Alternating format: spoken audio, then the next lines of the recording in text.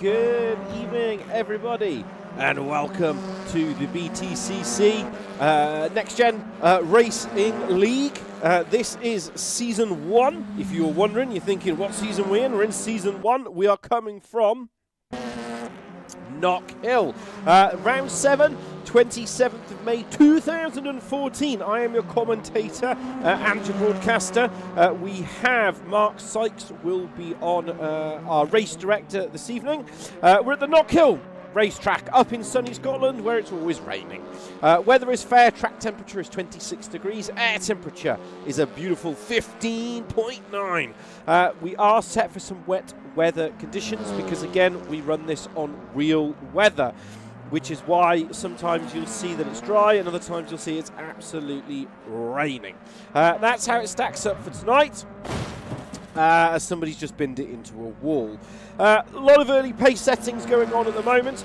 Phil Garside is fastest at the moment. You can see one of the TX boys up there, the bright yellow car smashed full force into the side of the road. So it's 10 turns in total. It is a clockwise circuit, around 1.2 miles long. We've got about 5 minutes 54 seconds remaining of the practice session. Then we go into the qualifying session. 15 minutes of qualifying. That will set the race 1 grid. Race 1, finishing positions will determine the starting positions for race 2. Ballast is reapplied from races 1 to races 2 as Phil Garside puts it on the side of his roof. Right. While that's all stacking itself out, before we go across to the... Let's have a look at the championship position. So Lloyd Biddulph is still winning on 241s. This should be a front-wheel drive circuit tonight. So I'm expecting Lloyd to basically play a bit of a tactical game here and shave off as much ballast as possible. Romy second on 234. Alberti did the dirty last time out, took 3 race victories, 204 points. Then we've got Mordini, Daniele, Massimo, Jamie Dory, Robert. Robert didn't know he isn't. He could have taken a race victory. He isn't. He's on the soft tyre. Dario in 9th, 10th is Alan Axon. I thought Alan had quit. But he's obviously back again. He's got the bug, and he's thinking, "Yeah, I want to race." Carlo's in 11th, Benny Norton's in 12th, Marco's in 13th, Fraser Rostamps is 14th. Lee Horn, who's actually on holiday at the moment. He's actually there. If you're watching us in the chat, please say hi. He's on holiday. He's in Corfu, so he will definitely not be racing. Stu Neal in 16th, Anton in 17th, Cloughy in 18th, Marco's 19th, Poddy Flack is 20th, and then towards the back you've got Phil Garside. He's slowly moving up the grid, but unfortunately he just can't convert those to pole positions and to race victories. Andre, Simon, Alex, Baz, Derek, Thomas, Pascal, who's not racing anymore, Rich Weatherhill, who's not racing anymore, and Stefano is also not racing. And that's how it stacks up for today. Welcome back to the commentary box. I'm back in. Here we are there, good. So yeah, back to the commentary box. I've lost a little bit of weight, so that's quite good. Predictions for tonight when we've got 3 minutes 22 remaining. My predictions is the same as I said last week. It's going to be a front-wheel drive circuit. Ballast is going to be vitally important here. They're going to have to shave as much ballast off as possible. Lloyd's currently 5th fastest. Alberti's rear-wheel drive 3rd fastest. Fraser Rostamps is in 4th. He is in the Napa Ford Focus. But the problem that Fraser Rostamps has had is that he hasn't. We always see early pace in practice, and then when we get to the qualifying and to the racing, he never converts it. So that's an unknown at the moment. Phil Garside currently fastest. Lloyd's put himself up to 2nd fastest in practice. So I still think this is a front-wheel drive circuit. I still think the front-wheel drives are going to have the advantage here. Now, in the wet weather conditions, those rear-wheel drives last week out, when we saw them at Croft, when we saw them at Donington, less so at Donington really, they were very, very touchy. Very, very, they were a massive handful on coming out of the corners. Again, at Snetterton, so that's going to play into this. So I don't know. We'll see how it stacks up. The rear-wheel drive BMWs do carry a 20 kilogram board at all times. So if they do come first, 75 kilos, sorry about that, with 75 kilo, then yeah, it makes it very, very difficult. They will carry that 20 kilos on top. So if they come in first and they run 75 kilo, they're actually running around 95 kilo. There's Lloyd Biddulph. He's absolutely trying to extract the maximum. Carl182, nice to see you on stream. Wish had stuff like this for console. Yeah. Well, the Motorsport Games, who technically own this, own rFactor2, were going to do it at one point, and then they lost the license, basically because they were corrupt, to put it mildly. There was a lot of dodge.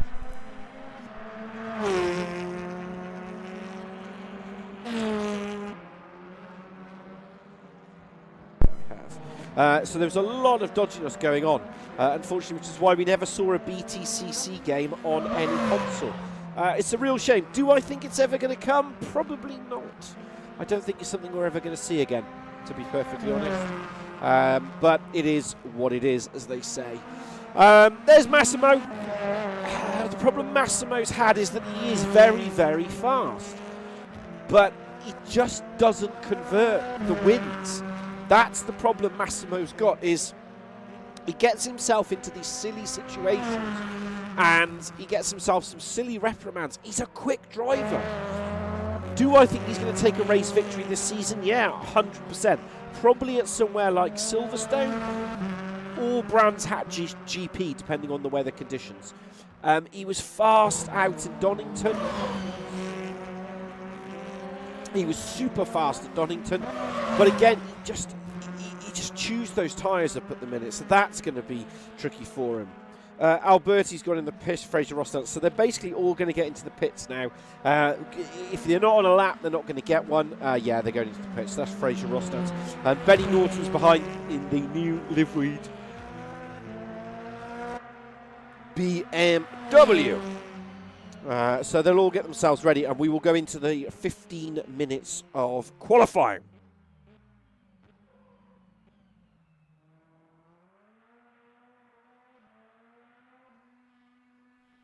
Qualifying lap times. I think we might see the 49. I think we might see a 49-second lap time, to be perfectly honest.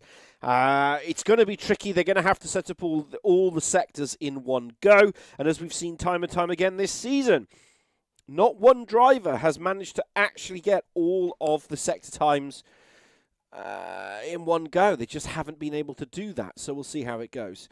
Carl's GT780 for me on PS5. Yeah, it does. Yeah, I mean, if they could get it on PS5, I think it would be an absolute nail-biter, to be perfectly honest. I think it would be absolutely amazing. But do I think that's going to happen? I don't think it is, because they can't make money on it. That's the problem. The development cost of making a brand new game it's going to cost them a lot of money, and I don't think Motorsport Games are really in that position at this moment. I could be wrong. I hope I'm wrong, to be perfectly honest. I would love to see it. Yeah, GT7 and ACC, great games on the PS5 console. Absolutely superb games. But yeah, please, if you've not seen us before, Carl, please like and subscribe. Follow us through for the rest of the season. And if you're not on our Discord, get on our Discord. Jean Petra, yeah, Jean Petra, nice to see you back on stream again. Shame you're not racing. He's there for the Tripsticks Motorsport Games. Right, we're going to join Lloyd Biddulph riding on board now as he gets himself up for his qualifying lap. He needs to get a banker in here. 75 kilograms on board this car. Can he do anything here? He's going to cross the turn one. He flings it to the right side. A little bit of a bump down the hill we go. Has to keep the throttle in to the left. Then it's another hard right as we climb back up over the crest of the hill. This is effectively blind at full throttle. Full commitment here. Brown trouser moment launches the car over there. All four wheels still pointing in the same direction. Back on board. 18.01 through the right hander we go. This is a sub 50 22nd lap at full pelt. That's what I'm expecting here. What can he do? It's 18 in first sector, 16 in the second sector. Time is gaining, time is gaining. He will be purple through the final hairpin here. The ballast will now be hurting him. Can he get himself high enough on provisional pole position? That's what we're looking. 49.8 is what I'm thinking for qualifying. 50.2. Faster than practice, but I do not think it's going to be the fastest qualifying time tonight. Alan Axon second, Andre Alberti third. They're all coming up on the board. Fraser Rostans going a little bit faster, but he puts himself into second with that lap. 50.468. Still don't think it's going to be the fastest. I do not think that's going to be the fastest lap here with less than 13. He's bailed that. That's gone. That lap has scrubbed. Benny Norton's going a bit faster. Down in 11th position at the moment. He's going to go for his first full flying lap. Fraser Rostans was fastest in sector 2 compared to the other drivers. So the best was an 18.1 sector 1. Oh, someone's binned it on the wall. Yeah, someone's absolutely tonked that. Alan Axon going a little bit faster there, gets him up into 11th, holds on to it. So at the moment, Alan Axon has got traffic. Pepper Army Boy, one of the Pepper Army Boys, has gone off the track. There's Massimo. He's off the track as well. Space is a premium here. That's also going to be a problem. We're sticking with Alan Axon. Dario in the Honda puts himself into third. I told you the BMW is not going to be the car of choice tonight. It is going to be a front-wheel drive machinery. Fraser Rostans is on fire. 18 seconds at the moment in sector 1. There he is in the Napa Ford. What can he do? He needs a 16.3 or lower in sector 2 if he wants to extract the maximum out of this. 4 hundredths of a second up through the hairpin he goes. As we ride on board now, coming out of the hairpin, he's going to be winding up all of those 200 plus horses because he crosses the finish line. Can he get himself into provisional pole? No! No, he does not. Doesn't improve either. He does improve by 1/10 of a second, but not enough. Just not enough. A couple of improvements. Jamie Dory's going a little bit faster on that last lap. Dario is gone green in sector 1. Lots of sector green 1 times coming on the board now. Dario is going a little bit faster. He's gone green in sector 1. He's gone basically personal best, but not fastest lap overall. Fastest in sector 2 is Alan Axon. Fastest in sector 3, Phil Garside puts himself up into third. Phil Garside's problem is going to be converting that to a championship finishing position. What can our man Dario do? No, he doesn't. Alan Axon goes second, pushes Phil Garside into third. Alan Axon here is actually fastest in sector 2 and sector 3. Fraser Rostans sector 1 fastest. So there is a potential 49.9 to be had here. So there is a potential 49.9 if they can connect all of the... He's gone in the pits. He's abandoned that lap. Fraser Rostan's absolutely doing it. That's Massimo. Again, he's getting out the way. Or was that Phil? Was one of the two. That would be Phil. Robert, sorry. Fraser Rostan's now, he's not really done anything in that sector at the moment. Improvement for Alberti in the rear wheel drive. At the moment, Alberti is the highest placed rear wheel drive. So he's going to really want to get himself a little bit further. Has he really done anything? Crosses the line, 51.445. No, Alberti stays 6th. Does not improve. The TZ Motorsport boys are out in force tonight. There's about 4 of them on the racetrack, but as it stands at the moment, the Trip 6 Motorsport boys are 1st and 2nd. NXTGEN is 3rd. Phil Garside, Independence, in 4th, and then we have the TX boys further down the grid. So at the moment, yeah, he's just not going to do it. That rear wheel drive is not going to be what you want at the moment. Alberti has gone personal best, an 18 point, but nothing in sector 2. Absolutely nothing in sector 2. So he hasn't really done anything. Anybody going faster? Stu Neal is going fastest. He's got a personal best in sector 1. That's Dario in the Honda getting out the way. Stu Neal has gone a little bit faster at the moment. He's done a 22, 3/10 up. If he keeps this pace, he'll put himself somewhere mid-table. Yeah, in day. Wasn't really setting the timing, showing some light. Alan Axon has got an 18.17. He's 1/10 of a second off in Sector 1. He's fast as Sector 2 and Sector, 34.5. He's doing nothing in Sector 2. He's gone, he's abandoned the lap. He was fastest as well. He'd done an 18.173. Personal best in Sector 1, but not good enough. Is he going to go up for another go at the old Hoofa Matrufa here then? Let's have a look. He's got himself onto the lap. He needs Fraser Rostance, has just gone fastest in Sector 1. And then he abandoned the lap. Shame for him. Right, what can Alan Axon done? He's not far off. He's only 0.05 of a second away.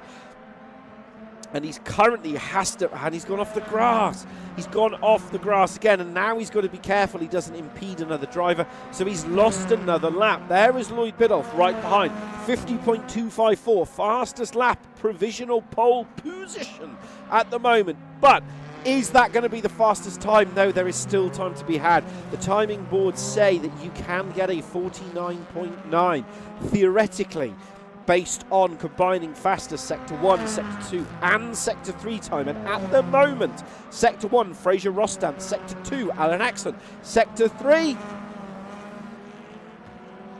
Lloyd Biddulph. I had to check on the board there. So there is a theoretical faster time if you combine all three together, but you can't. Lloyd, we're watching championship leader at the moment. Romy is all the way down in 10th, so he's not going to really be anybody's cousin at the minute. He's not going to really be helping. He's a 10th up on his own time. I don't think Lloyd's really going to be able to do anything. Now, he might be doing some practice laps here on full race conditions, because while I don't think he's going to be able to really get anything from this, he's going to be wanting to try and hold on to it as much as possible. A lot of drivers in Sector 1 at the moment. There's Robert. He had the real opportunity to take a race victory last time out, but like I said, he changed his tyres one lap too late at Croft, and it cost him dearly. Right, Massimo has gone personal best, an 18.363. He's 3/10 up, 3/10 down from fastest man of Fraser Rostance in Sector 1, but he needs to keep this pace up. What can he do through Sector 2? Sector 2's abandoned. Sector 2's either abandoned or it hasn't appeared on the board. He's getting a lively tow there from one of the other TX Motorsport front-wheel drive boys. Yeah, the lap was abandoned, so he's now going to go for it. Right, what can Massimo do? Robert's gone personal best. I'll keep an eye on him on the board. Let's see what he can do. There he is in the rear-wheel drive Infinity as he goes for the start-finish line. Can he get 50.592? No, stay 7th. It stays 7th at the moment. Right, Alan Axon is back in Sector 1 again. He's 2/10 off. He must have had a little bit of a mistake there. So Alan Axon not really showing his potential. Lloyd Biddulph actually has a real opportunity here to get a 1-2 finish in races 1 and 2. And I don't think Romy down in 11th is really going to challenge anybody. He'll probably get ahead of Benny Norton, probably Marco and Massimo, and then he's going to get stuck. So Alan Axon closes the gap a little bit further, 50.445. But it's his Sector 1 time. We're still sticking with him at the moment because he is, Phil Garside is starting to set the timing screens alight. 18.169.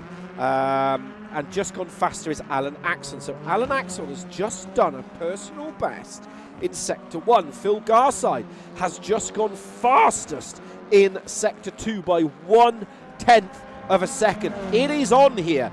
If he's had a good final sector, he could go provisional pole. Provisional pole! He's done it! Provisional pole position of 50.216.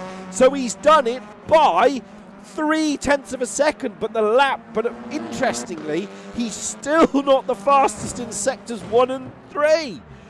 So there is still a perfect lap to be had. Can this man, Lloyd Biddulph, do it? In the closing 3 minutes 55, he'll get 4 runs at this, basically. After those 4 runs, that will be it. He won't get another go. We don't know the fuel on board the car. We don't know how much curb they can take. He is running 75 kilograms on board.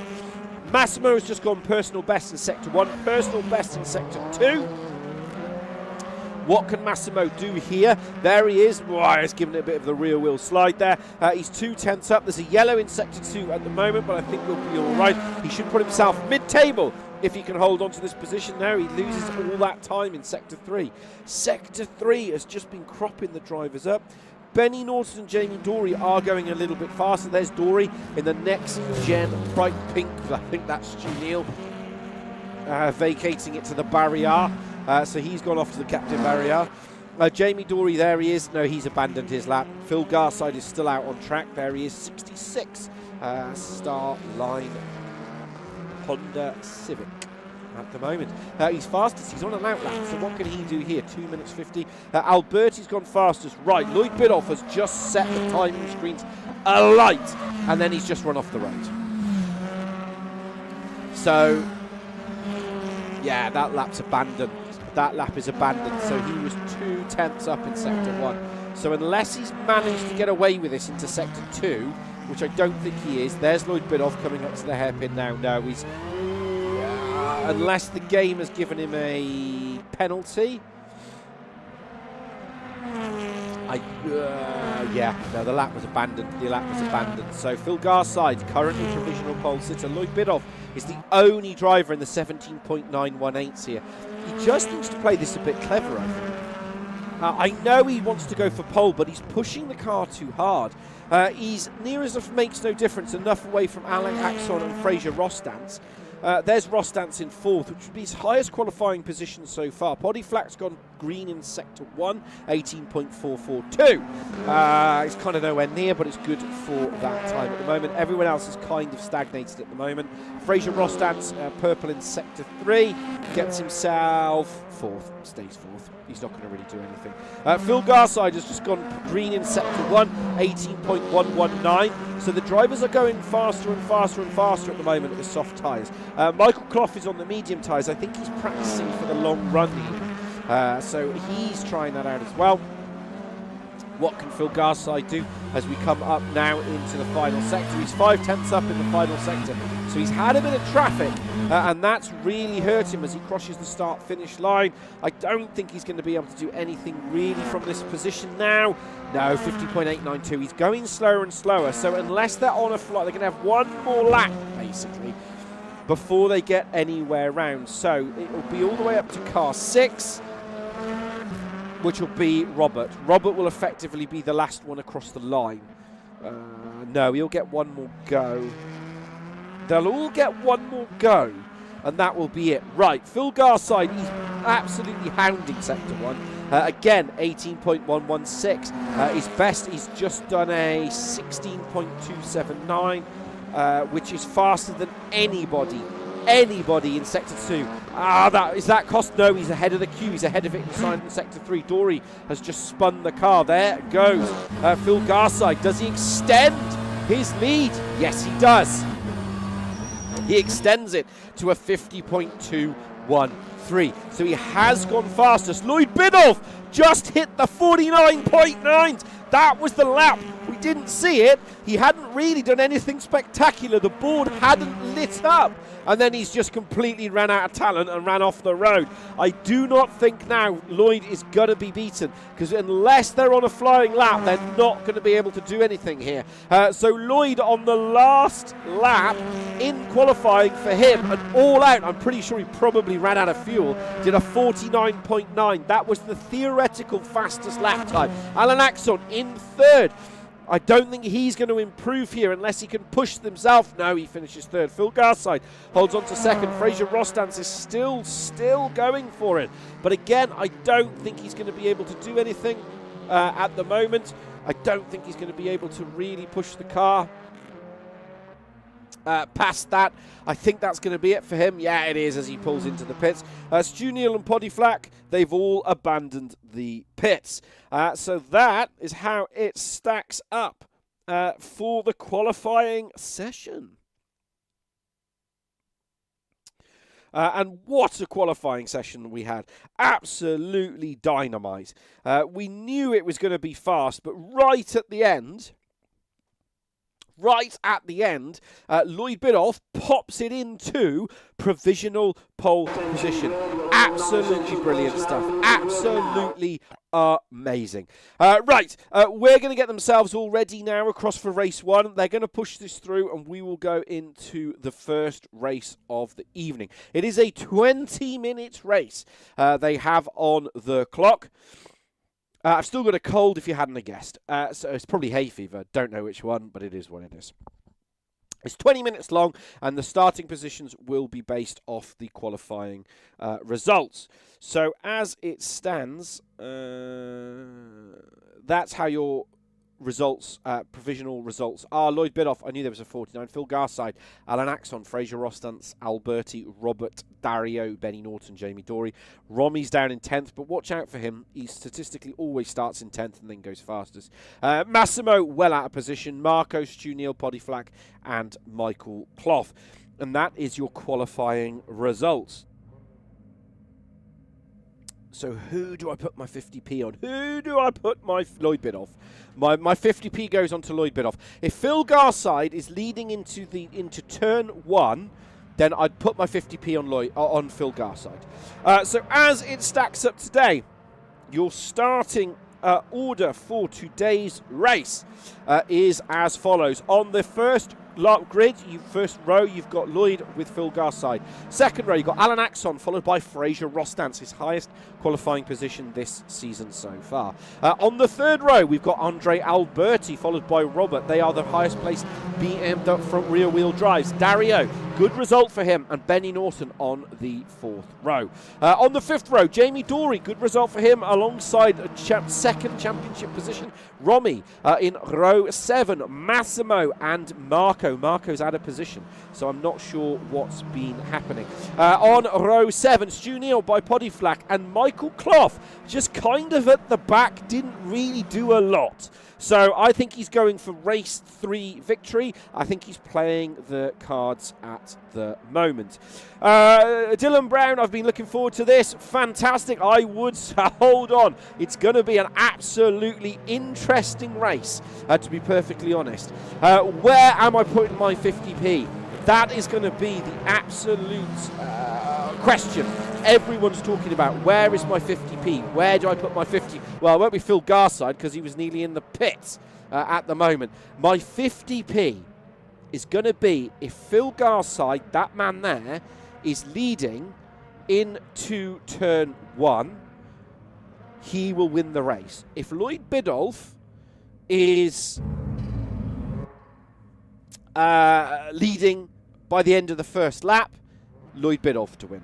That's how I'd stack that up. 15 cars on track. The camera angle's a bit rubbish, but that's just what it is, unfortunately. We can't really change that. It's 7 seconds to go. Engine notes will rise. Everybody will be absolutely ecstatic. Hold on to your horses, and it's lights out, and away we go. And Lloyd Biddulph has had the perfect start at the moment. There's contact in the rear end, but they're all holding on. As you can see, Phil Garside, right side. Is he leading into turn 1? Yes, he is. He's taken the lead at the moment. Fraser Rostance jumps into third place. Robert has got himself in that fast-moving rear-wheel drive all the way up into 4th. Alan Axon has gone all the way down to 8th. He was on the second row, don't forget, but at the moment, Phil Garside is leading the pack. There is some very sideways action going through that corner at the moment as they all stream through the racetrack, through turn 5, through the right-hander, holding on to each other at the moment, all nice and tidy. Phil Garside still leading, but on board now with Lloyd Biddulph. This is second position. There is the lead into the hairpin, down the gearbox, 5th, 4th, 3rd, into 2nd.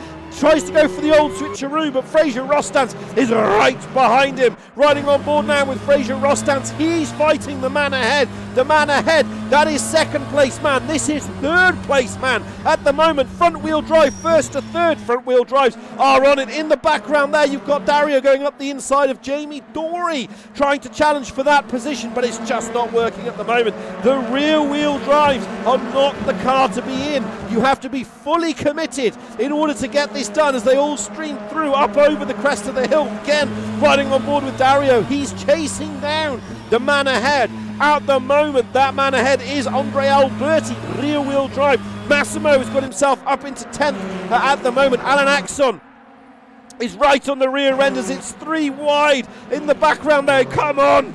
Okay, there it is. There's Benny Norton at the moment. He is the Pepperami. He goes up the inside of Alberti. Robert is side by side. Robert is the car on the far left. He is the Infinity, the BMW. That is Alberti. 3 times a winner last time out. So Alberti knows how to win races. Alan Axon trying to go up the inside of Dory. That's a very dangerous move through there. Manages to get all 4 wheels holding at the moment. Yes, they are pointing in the right direction as we ride on board again with Alan Axon. He's in 9th. There is 876 over the crest of the hill. Bouncy, bouncy. 4 wheels still on his wagon. Less than 17 minutes remaining through the right hand. At the moment, Benny Norton. There he is, Pepperami. Apex Predators is the cork in this huge bottle. Lloyd Bidoff has passed Phil Garside. Phil Garside made a mistake, hence why he's now got past. He's 3/10 up. We'll keep an eye on that as it unfolds. A little bit of a twitch there from the BMW of Norton. He's the one at the front of the queue. There he is, Mr. Pepperami. Behind that is Benny Norton as we ride on board now with Dory. You can see the massive train of rear-wheel drives ahead of him, even though the one in front is a front-wheel drive. When it's the other way around, it's a rear-wheel drive. Turn 2 through turn 3. Nice and tidy here, Noah Heroics. Then they got to do bounce across the curb, riding on board with 6th place man now, Robert Kunik, over the crest of the hill. I've butchered his name. Oh, the BMW of Benny Norton. He's had an old sim twitch by himself. He loses 1-2 positions. Has he lose another one? Yes, he does. No, he doesn't. Yes, he does. Dario is the car on the left side now, on the right side, back on the left. 1, 2, 3, the left. TX Motorsport into the hairpin. He should get this done. Benny Norton's going to lose that position. Yeah, he's not going to get that. He's just going to squeeze him, leaves him just enough road to hold on to that. You can see Massimo in the background, side by side with Alan Axon as well. Alan Axon in the Cupra, that car there. He started 2nd row and he's lost another position. At the moment, he's just going backwards. He's down in 11th position, started 2nd row, 3rd. So he's got the 1-lap pace, but he doesn't have the race pace at the moment. So he's going to really be struggling in there. He's just got to hold on to this. Massimo riding on board with him now. He's lost out, and Alan Axon riding on board with him now. This is 10th. You can see 9th, 8th, 7th, 6th, 5th and 4th. Anywhere from 4th to 10th could take 4th position. It's all going to come down to who has the gonads of steel through into the hairpin here. Dory's one a little bit wide there. That's allowed Axon to get back up behind Stu Neal.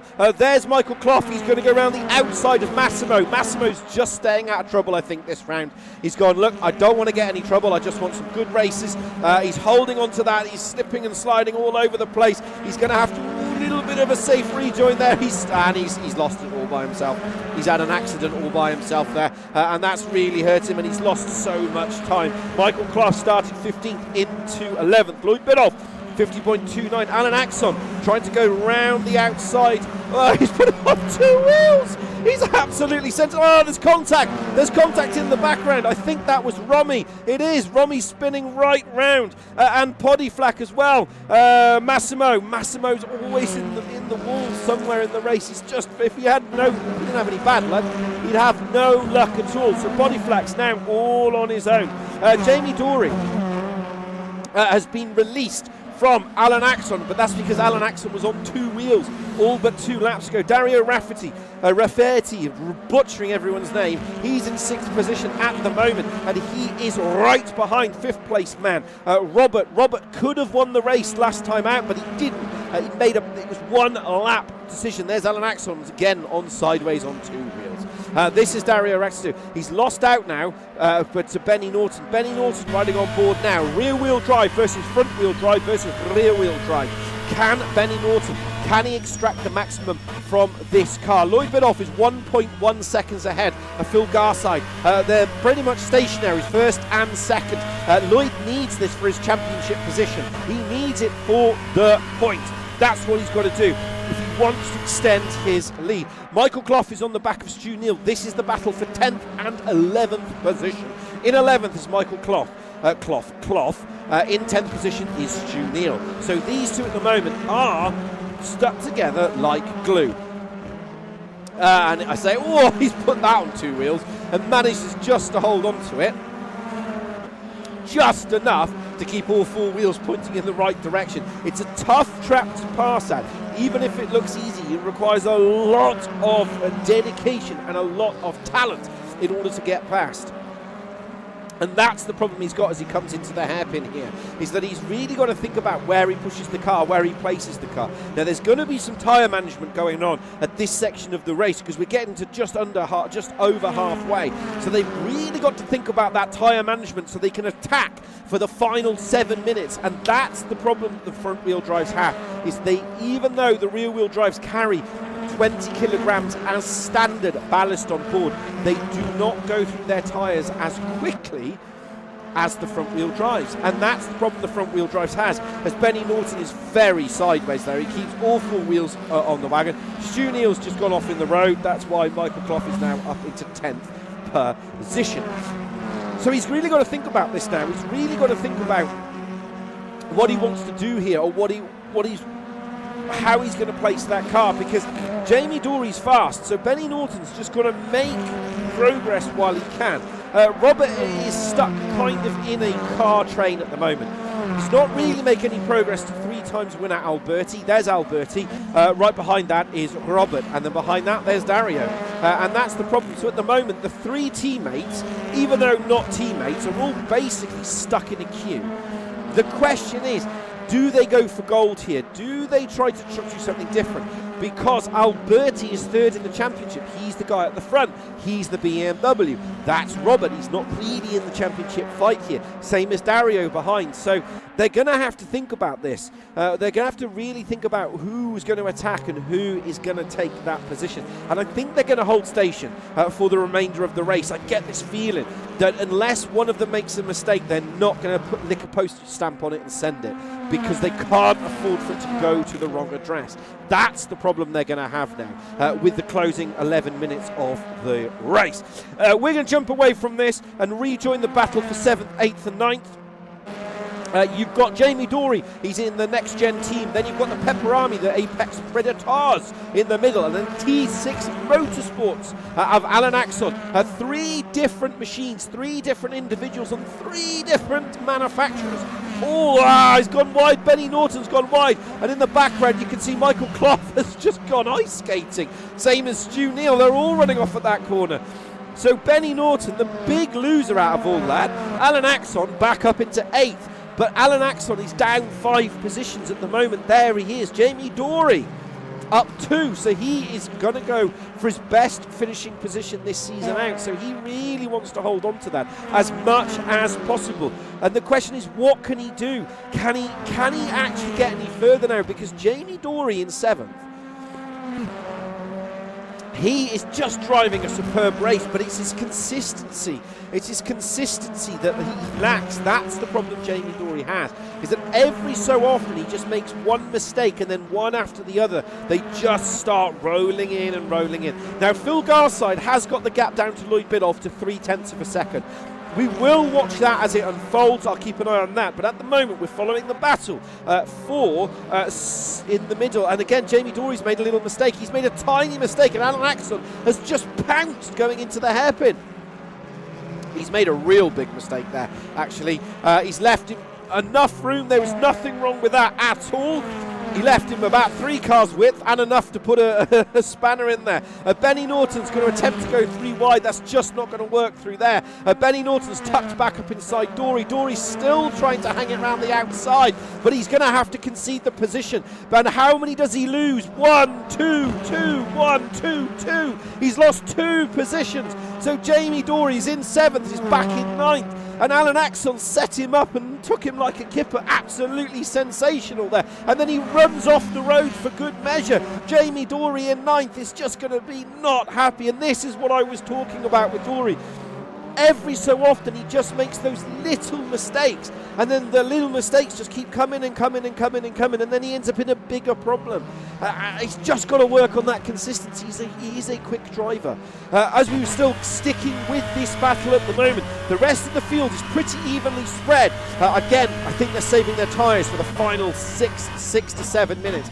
Yellow flag warning up ahead. Someone's off the track. One of the Pepper Army boys is off the track. Through the right-hander we go, and then it's another sharp 45 right as we climb up over the crest of the hill. Riding on board from Dory, you can see here, he's trying to send it. Oh, he's lost the rear end. He's lost the rear end. He took too much of the curb, and that cost him. Does he lose out to Michael Clough? Is Michael Clough going to get him as well? No, he isn't. So Jamie Dory at the moment is not having a good day. Right, Fraser Rostance has gone down. So at the moment, Alberti's in third. So Fraser Rostance comes up on the board as going off track. So he went off track from third, and that's cost him now. Phil Garside is at the back of Lloyd Biddulph. I'm watching that as that unfolds as well, but at the moment, oh, he's put it on two wheels. He's put it on two wheels. Dario there taking all the curb and some to try and send it up the inside. The question is he going to cost him? He's got to absolutely commit. Oh, he nearly bashes into the curb there, holding on to that as much as he humanly possible at the moment. As we see Dario Rafferty right at the back. I've butchered his name probably. It is a four-way battle for third position at the moment. They all want it. Dario's going to go up the inside of Fraser Rostance. Fraser Rostance sees him coming just enough, closes the door and says, nah, you're not coming through there. You can't have a wing and a prayer. Right, we leave this battle and rejoin the lead battle. This is the battle for the lead. This could be Phil Garside's first race victory of the season. It is a Hyundai versus a Honda, 75 kilograms versus no kilograms. Phil Garside has the advantage here. He just has to keep four wheels pointing on the road, four wheels all going in the same direction. The question is, he loses so much time through sector one. That's where Lloyd has been mighty, but he gains a lot more in sectors 2 and 3. You can see there, 4 tenths, 3 tenths. He'll hit the brakes. This is where Lloyd's ballast is really hurting him. He closes up, he closes up, he closes up. He's in the slipstream now. Is he going to go full send? Is he going to lick the postage stamp and send it into turn one? He's going to have to really commit. He's getting closer, he's closer, he's closer, he's closer. Just not close enough. It's reset all over again. He needs a much better drive through sector 1. 4 tenths of a second is what Lloyd is gaining through this sector. That's the problem that Phil Garside has in second. Phil Garside is the car. He's lost it. He's lost it. He ran out of talent. He's managed to just save it, but has he? Fraser Rostance again, the rear wheel drive, just slipping through that section of the race, and it's really costing him now. You can tell he is pushing and pushing and pushing, but is he pushing too hard? He just needs to slow it down a little bit. Fraser Rostance is the car in the middle, that Napa Auto Parts number 27. Boom, there he is. Behind that is Dario, and Dario is gaining. He's gaining and gaining and gaining lap after lap, so you get the feeling here that Dario in that Honda is just going to be able to close the gap, but is he going to close it enough? Through the right-hander he goes. Fraser Rostance needs to keep it nice and tidy now. There is 5 minutes remaining, and the thing with those 5 minutes is you're going to have to really think about this now. You're going to have to really think about tyre management. Those that have saved their tyres, those that have thought about their strategy will have enough left. Right.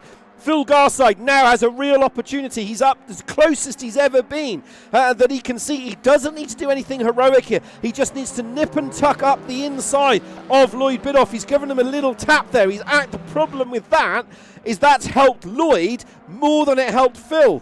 He's gained a tenth. Lloyd's gained a tenth because of the tap. That's the problem with tapping the driver. So he just has to reset and hold on to this all over again. Phil Garside is the car behind, the number 66. Boom, the Starline green-grey car with the yellow bits. The one at the front, that is Lloyd Biddulph. He's running in Trip 6 Motorsport, but not in the T6 colours. He's technically running, he's being a free Rambo style. 4 tenths of a second. The 2 and 3, I think, unless there's a mistake, they're going to hold station. For championship, he's not close enough. He's 5 tenths of a second. He's 5 tenths of a second away now. So I don't think he's going to really do anything from this position. Benny Norton's on the back of Alan Axon, or was on the back of Alan Axon. He is still on the back of Alan Axon. This is the battle for 7th and 8th position at the moment. The question is, can Benny Norton do anything? There he is, Apex Predator, Firestick, Pepper Army down in 8th position. Can he do anything here? Benny started 8th and he's still currently in 8th. Phil Garside is now nearly a second behind Lloyd. 8 tenths, yeah, 6 tenths. So Lloyd, I think, might have played a blinder here by managing those tyres. This is a front-wheel drive circuit. If you've got the front-wheel drive, you have the advantage here. Dario is still on the back of Fraser Rostand.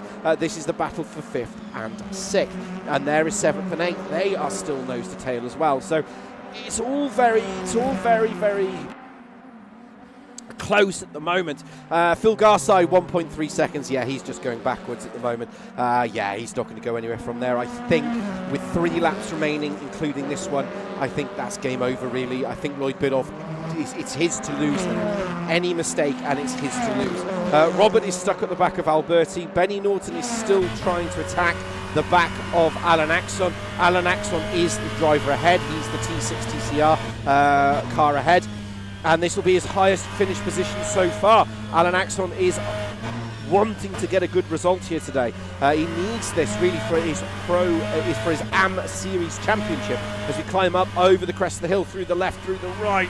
Alex runs wide, he runs wide. The commentator's curse has come down and struck him from above, and he loses the position. Into 8th he goes. He's down 5. He'd got himself back up to 7th. So Benny Norton now is 1 place ahead of where he started. So he will be happy of that at the moment. Fraser Rostand was 4th and is in 5th.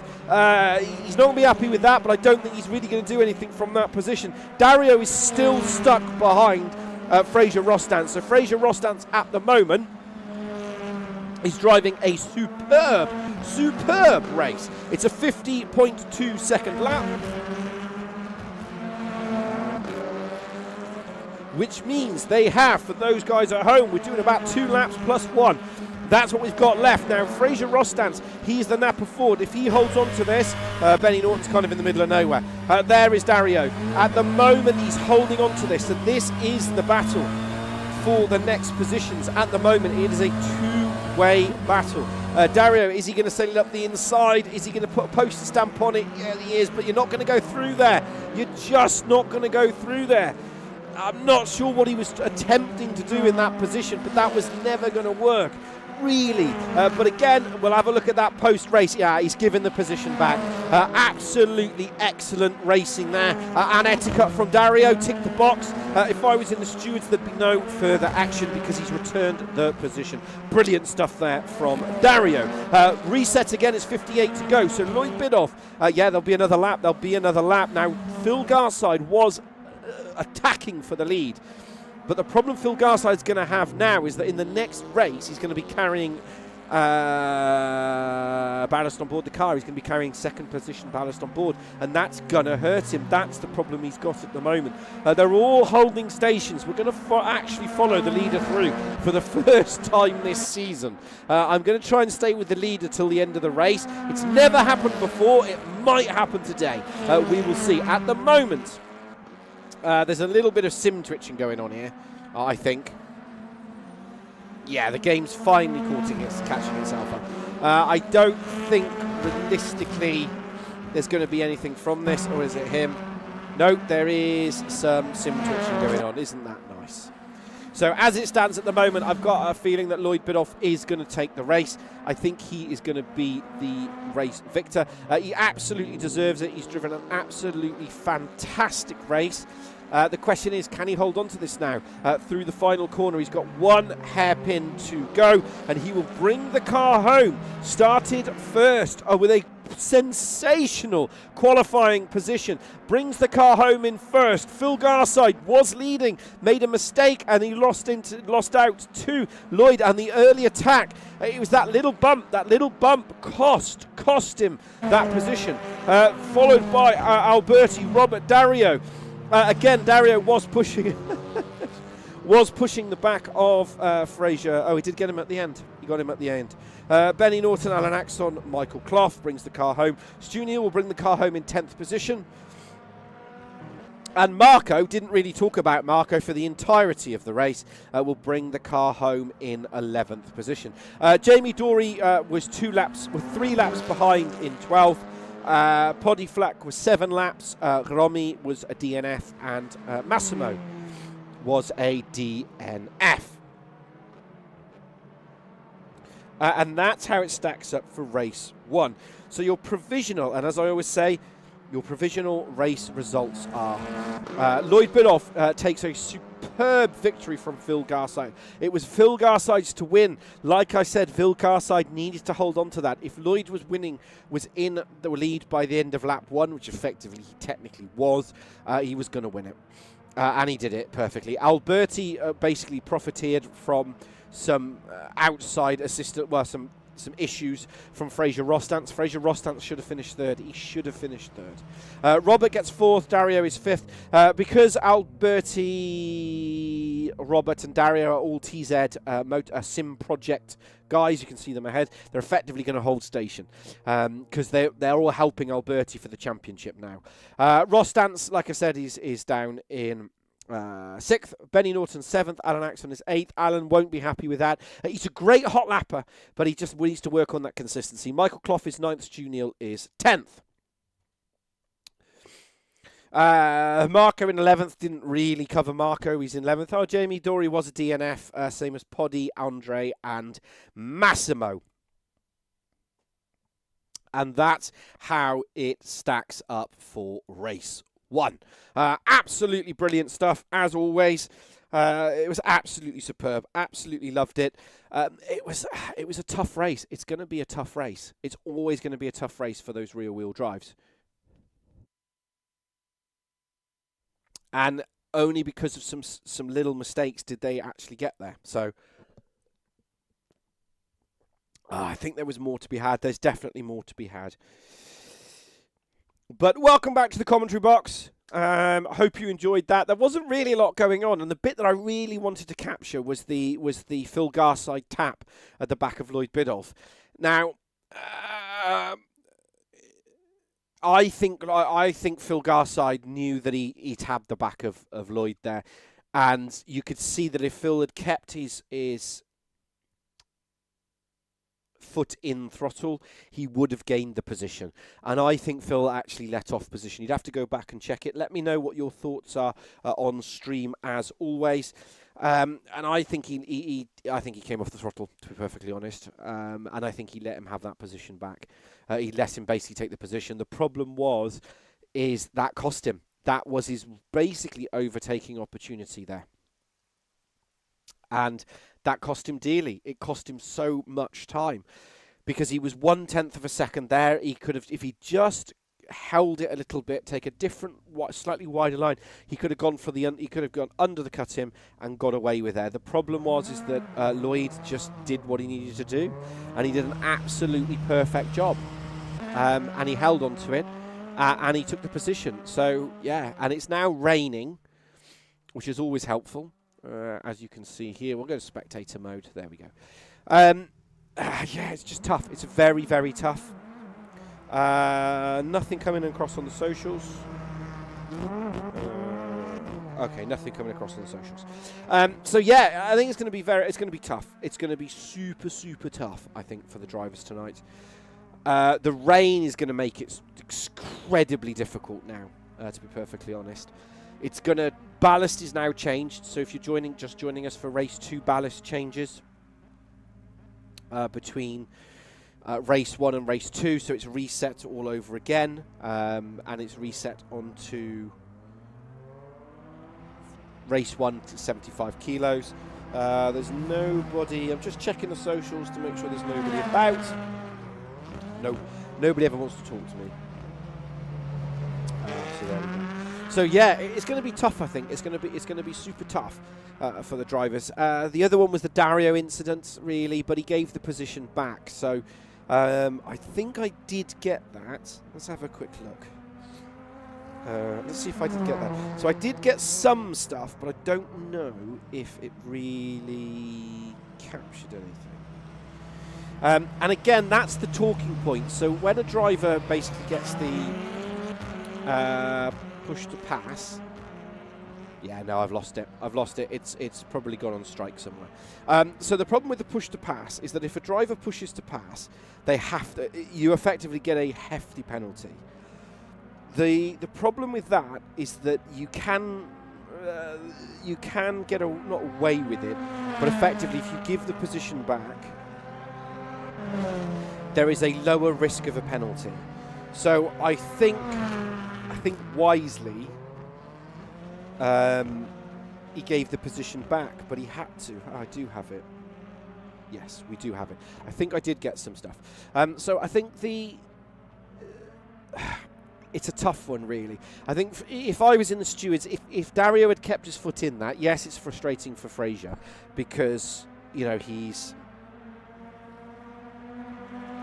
you could argue that, well, he's lost a position and he was going to gain that and this and that. But do I really think he lost out? No, I don't think he did, to be perfectly honest. I think he was struggling anyway. It's frustrating, which I understand. But I don't think he really lost as much as I thought he could. There we go. Right. We're going to go across now to here. We'll actually have a look. So, did I catch it? I think I did. Yes, I did. I did get it. So this is the overtake. Well, this isn't the overtake. This is what I was talking about in terms of the contact at the back. So when we actually look at this, when you run this, so we'll slow it down here. So I've always said B pillar, but it's, if you actually look online now, you can see how the stewards make their decision. It's a great feature that's actually added. It's on YouTube as well, and you can go back and look at Croft and see the decisions they made. Now, in arguments here, see, this is the thing. So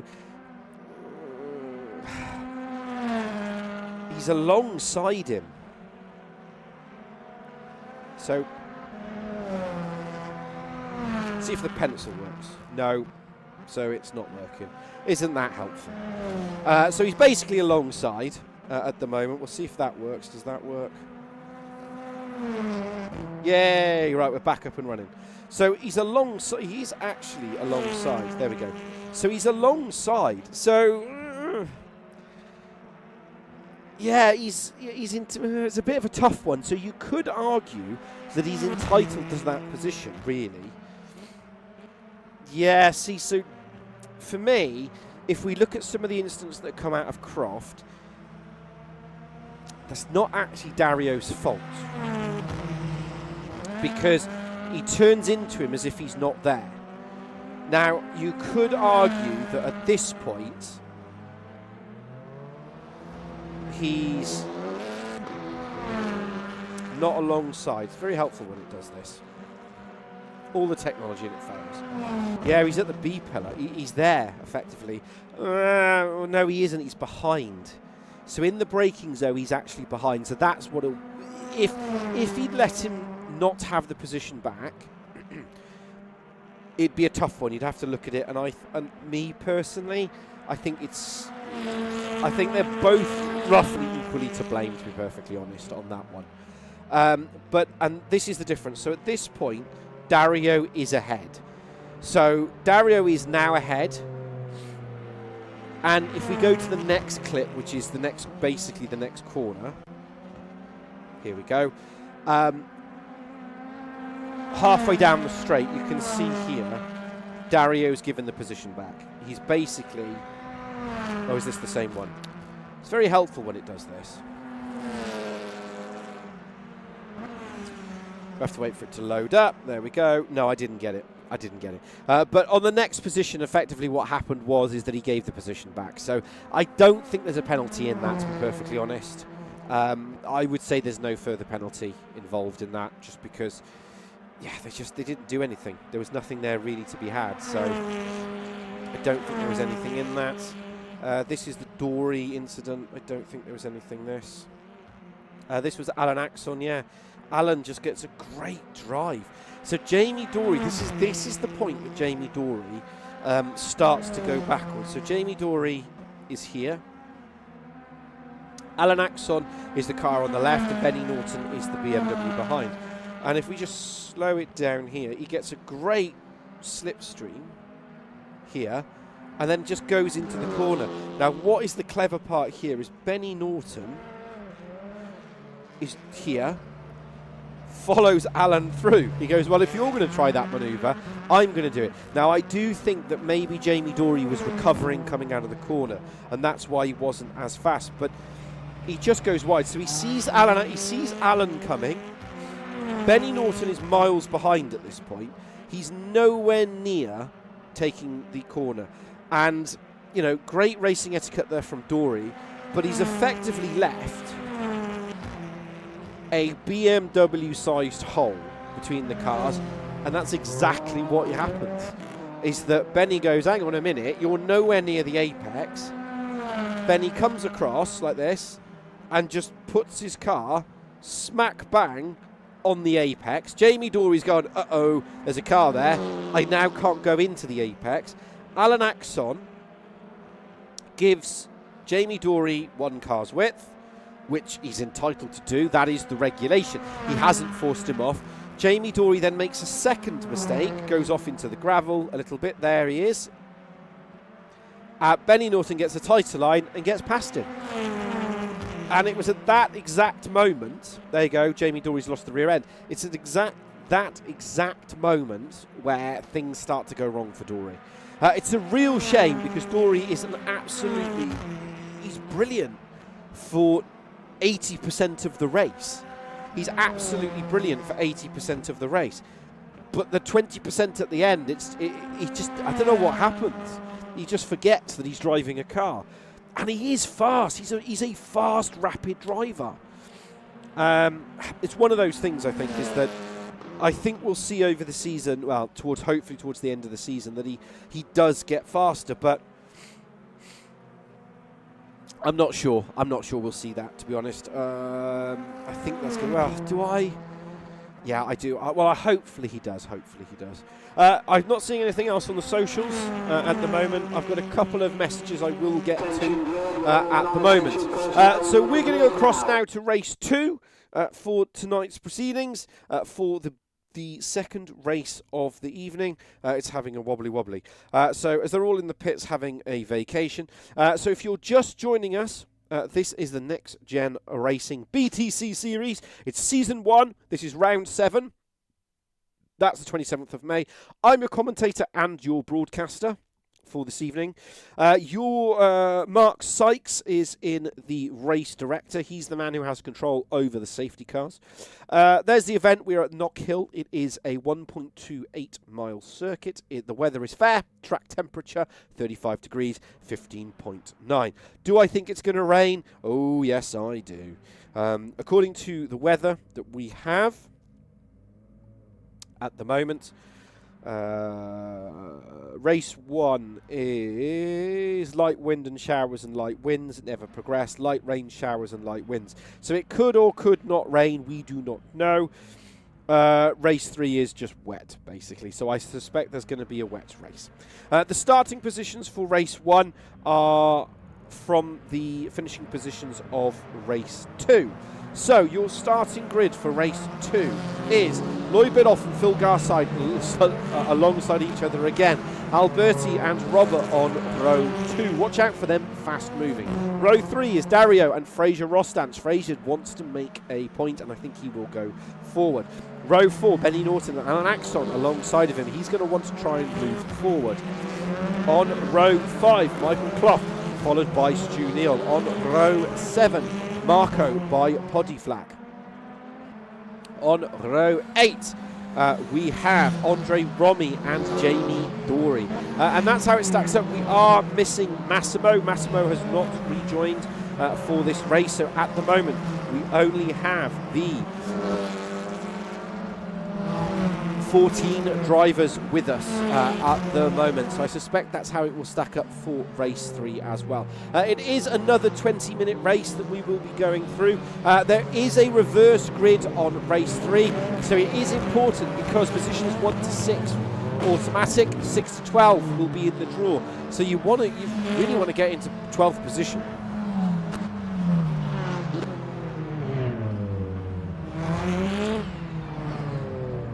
Because that gives you a brilliant opportunity to get yourself up to a championship position. Right, we're going to stick with Alberti because Alberti there in the BMW he has a real opportunity. It's 5 seconds to go before we go to race 2. Hold on to your horses, and it's lights out and away we go. And has Lloyd had the perfect start? Yes, he has. He's gone defensive immediately from the 2 rear-wheel drives. Robert has gone up the inside. Oh, he's gone off the track.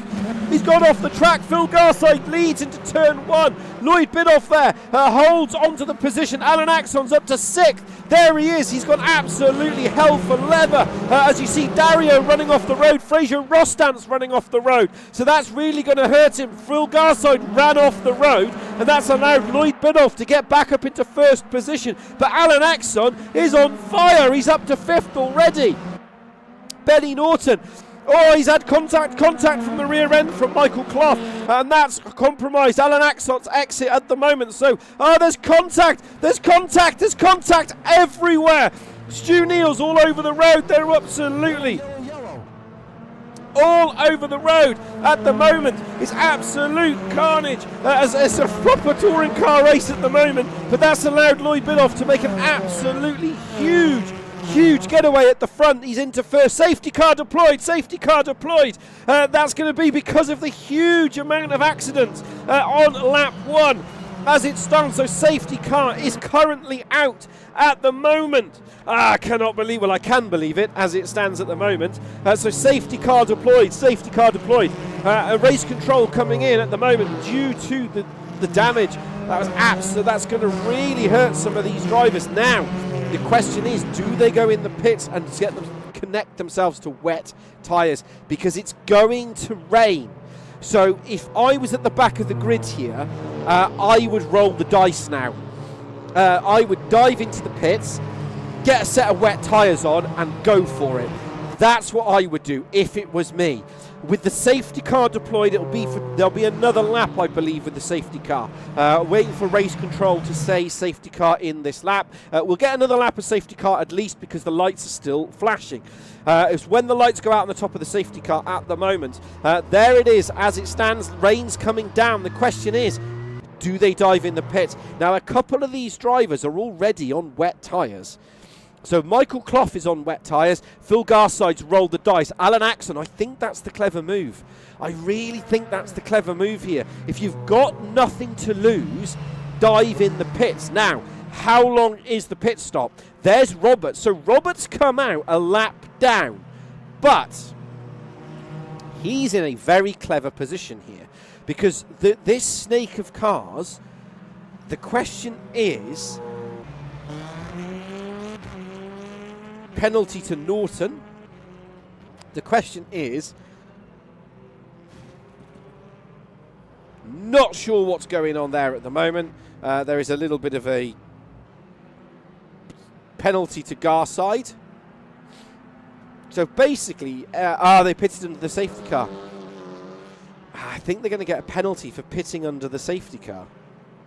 Well, at the moment, Fraser Rostantz hasn't pitted. Alan Axon is now leaving the pit. So if Alan Axon gets a penalty, it will be because it's pitting under the safety car. Safety car board is still out.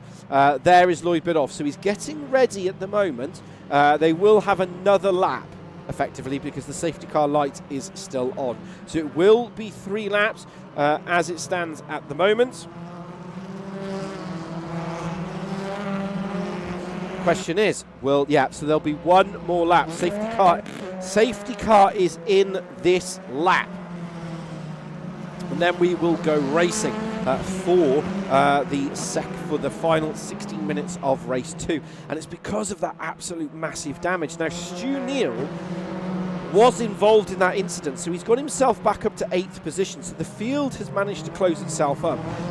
Robert and Benny Norton are a lap down each. Where's Benny Norton? He's coming out of the pits now, so he's had to basically have his drive-through penalty. Phil Garside is serving his penalty, so that's his race effectively ruined.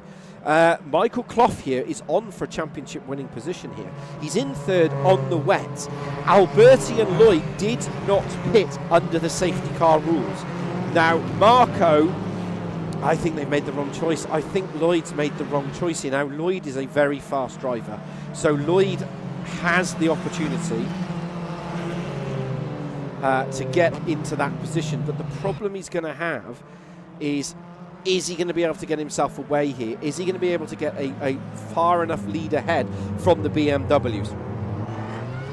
Riding on board with Michael Clough, and he's just got so much more traction. He's absolutely launched the front-wheel drive car off the line, and already, due to the wet tyres, just look how much he's gained.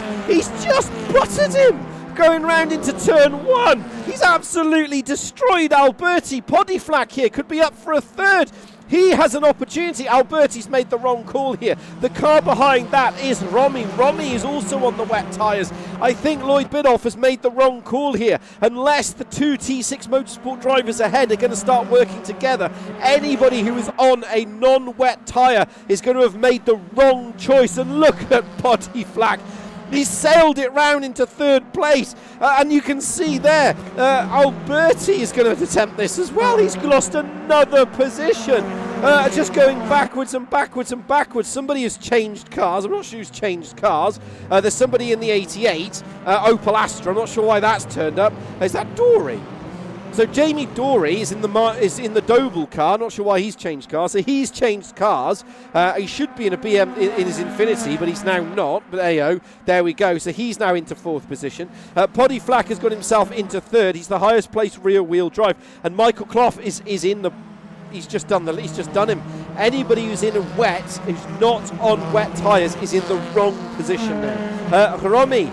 He's in wet tyres. He has an opportunity to get his championship leader here. At the moment, Dario riding on board with him. Alberti was up to 2nd. He did not pit under the safety car, and that was the problem. He's gone from 2nd all the way down to 8th in the space of a lap. That poor decision has hurt him, has really, really hurt him. The problem, Lloyd Biddulph now, there's contact. He's got off in the background. I think that was Robert. Robert's got off in the background on the soft tyres. He's on the wrong tyres all over again. There's Phil Garside making progress. Phil Garside's up to 12th. He wants to get further because it's all going to be about that wheel spin. At the moment, Alan Axon is on the back of Marco. The wet soft tyre versus the wet tyre. He's going to mug him as well. He's going to full-on mug him. He just goes up the inside as if he wasn't there. Alan Neely runs wide. He takes a very interesting line through that corner, but he gets the position done.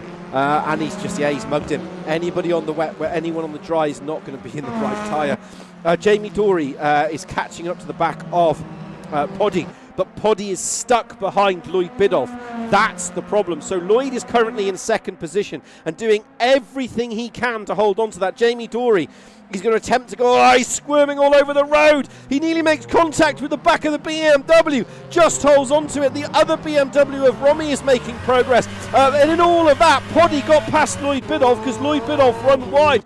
The question is Jamie Dory going to mug him as well? Jamie Dory changed cars. He's in the Opel Astra in the 88. I'm not sure how that works in the rules. Maybe the race director can come on and tell me. Mid-season, mid-race, Poddy has gone off the road as well. There is Jamie Dory. He's in the 88. Behind that is Lloyd Biddulph. Wrong tyres, the wrong time. And the problem is, Romy is right behind him on the wet tyres, and he's just going to breeze past him. He's going to breeze past him like he wasn't there. Lloyd has just made the wrong call. Now the thing Lloyd has to do is hang on to this, has to say top 6 as best as he can, because if he doesn't, he's going to lose out in race 3, and that's going to further hurt him. Romy's on the left side, the number 88 BMW. Yeah, he's just going to go up the inside as if he wasn't there. Lloyd Biddulph, he's just, he can't slow the car down, he can't rotate the car. Romy's had a perfect drive coming out of Jamie Dory. Jamie Dory is on the left side, the 88. Romy's just going to sail that up the inside as if he wasn't there. He's going to go into turn 1 through the right-hander. He gives him enough space. Dory runs wide. Dory's trying to go around that interesting different line. It's just not going to work, loses 2 time, but he holds on to the position because, again, riding on board. At the moment, Podiflak is 2.7 seconds ahead of Romy. Do I think he's going to hold that position? No, I do not. He will do his darndest to hold on to it. Podiflak, there he is. At the moment, has Romy right behind him, and Romy is pushing as much as he can because he wants to get as many championship points as possible because of Lloyd's unfortunate tyre choice. A little bit of a contact there. bit tough racing, but nothing untoward. Leaves him just enough room. Poddy is going to defend as much as he can there. Oh, he needs to be careful he doesn't push him in the pit lane. A little bit of a tap there. Needs to be careful because he does not want to end up with a... They both don't want to end up. Yeah, he's let him go there. Poddy was really squirming. I think he's let off the brakes a little bit, let off the go-go pedal. Wise choice, because otherwise he'd end up with a massive penalty if he went out. We're running on board now with Jamie Dory. Just ahead of that is Poddy Flack. Ahead of that is Romy. So Poddy is into third position. He's up 9 positions from that early opening lap incident. Through the right-hander we go, over the crest of the hill. The BMW will have the advantage only in sector 3. In the wet, he'll have a little bit more of an advantage. But at the moment, Michael Clough is 56.7. He's at 1/10 of a second faster than slower than Romy. On the last lap. On this lap, we'll see what the comparative lap times is. Here is Michael Clough currently leading. He does a 56.7. Yeah, 1.2 seconds faster for Romy. But he has to keep that pace up. The rain has now stopped. The question is, will that be enough for Lloyd Bidoff? Dario Raffiti is going to go up the inside. He's on wet tyres as well. He's on the wrong tyre. He's on the wrong tyre. That's the problem. And they say it time and time again, to be on the right tyre at the right time. And at this moment, Lloyd Bidoff is on the wrong tyre at the wrong time. So it's not going to help him. And he can't go into the pits now. He has no opportunity because he can't. If he goes in the pits, he's going to lose even more time, and he has to hold on to top 6. He has to stay there. Statistically, he could hold on to 7th. I think he might get mugged with 8 minutes left to go, but we will see. Poddy Flack is still getting hounded by Jamie Dory, riding on board now with Dory. He's kind of on his own at the moment. He's not really fighting anybody. Well, the interval's less than a second, but he needs to get closer if he wants to really attack. Marco is on the back of Alberti. Don't forget, Alberti was 3-time winner out last time out at the racetrack called Croft. So he was a 3-time race winner, a first time in the NXTGEN BTCC series, the first driver ever to achieve that. And no one can take that away from him. There he is. But the problem Alberti has is he's on the soft tyre. Now, there is a little bit of a dry line forming here, so he could start to make progress with 7 minutes 25 to go, but is it going to be too little too late? Andre Romy now is right on the back of Michael Clough. I say on the back of Clough. He's pretty much going to lick a postage stamp and send it. He's going to go up the inside into turn 1. There is no stopping Romy in these conditions. That BMW in these changeable conditions is just mighty, and Romy seems to always excel in the changeable conditions. That's where he's statistically got his highest finishing positions, is when it's been wet going on to dry, and he just seems to be able, as he runs wide, but there's no stopping him at the moment. Lloyd Bidoff has now got back onto the back of Dario, so those wet weather changeable conditions are now starting to favour any driver that is still on the soft tyre. That's Alberti, Marco down in 9th and 10th, and Lloyd in 6th. The question is, can he now attack the back of Dario? Can he actually do anything from here? Look, there's dry line forming over the track. So it started wet, small little shower, and now it's drying again. So can he get this? Can he attack the car ahead? Dario seeking out the wet. He's on the wet tyres. Has he played a blinder here? Has he done something that nobody thought was possible? Is he going to be able to get himself up into top 5? But there is now a bit of strategy to play here as well, because Lloyd Bidoff, we're just following this battle at the moment. This is the battle for 5th and 6th. All the rest of the battles, they're all kind of holding stations. They're just managing those tyres, because if you're on the wet tyre now, you're going to have to manage it, because look at the dry line. And that means anyone who's still on the soft tyre could have a real advantage here. The question is, 5 minutes 54 to go. That's going to be 7 more laps. Can Lloyd be aggressive? Can he go up the inside? He's going to have to do more than that if he wants to get past. We're not really seeing Lloyd's true pace here at the moment, because his true pace He's stuck behind 5th place man as it stands at the moment. Marco, he's also now getting to the back of Alberti, so these two drivers were on soft tyres and they are now dragging each other along. They're near as enough, makes no difference, about a second faster than Axon and Stu Neal ahead of them, so they have the opportunity to get top 7 if they can keep this pace up. Lloyd Bidoff is still attacking the back of Dario. This is the battle for 6th and 5th. In 5th position, that is the car ahead. That is Dario. In 6th position, it is Lloyd Bidoff. Race 1 winner. The question is, did he pick the wrong tyres at the wrong time? I still firmly believe he did. Poddy Flack is now attacking the back of Michael Clough. We'll keep an eye on that as it unfolds. Dario's run really wide there. He left the door wide open. The problem that Lloyd has, he's got so much better traction. He's going to have to go on the wet side of the track and send it if he wants to be able to get past here, because if he doesn't, Dario's just going to hold him up and hold him up and hold him up, and he's lap after lap, it's causing all sorts of problems. Poddy Flack, that's Fraser Rostance. He is a lapped car. He's down in 11th position, so he's out of position. Jamie Dorey hasn't really made progress now. Poddy Flack's going to be wanting to go for his highest race finish position this season. Top 3. Bronze podium position. Can he get Michael Clough? Can he do anything? Because the BMWs are slightly softer on their tyres than the front wheel. He has just so much more braking. He has so much more confidence in the braking zone. Fraser Rostance there getting out the way. Great racing etiquette from Rostance to get out the way there. No need for the yellow flag. He gets out the way, takes himself out. There is the dry line. There's the dry line, and the BMWs now will have the advantage in the final 4 minutes of this race.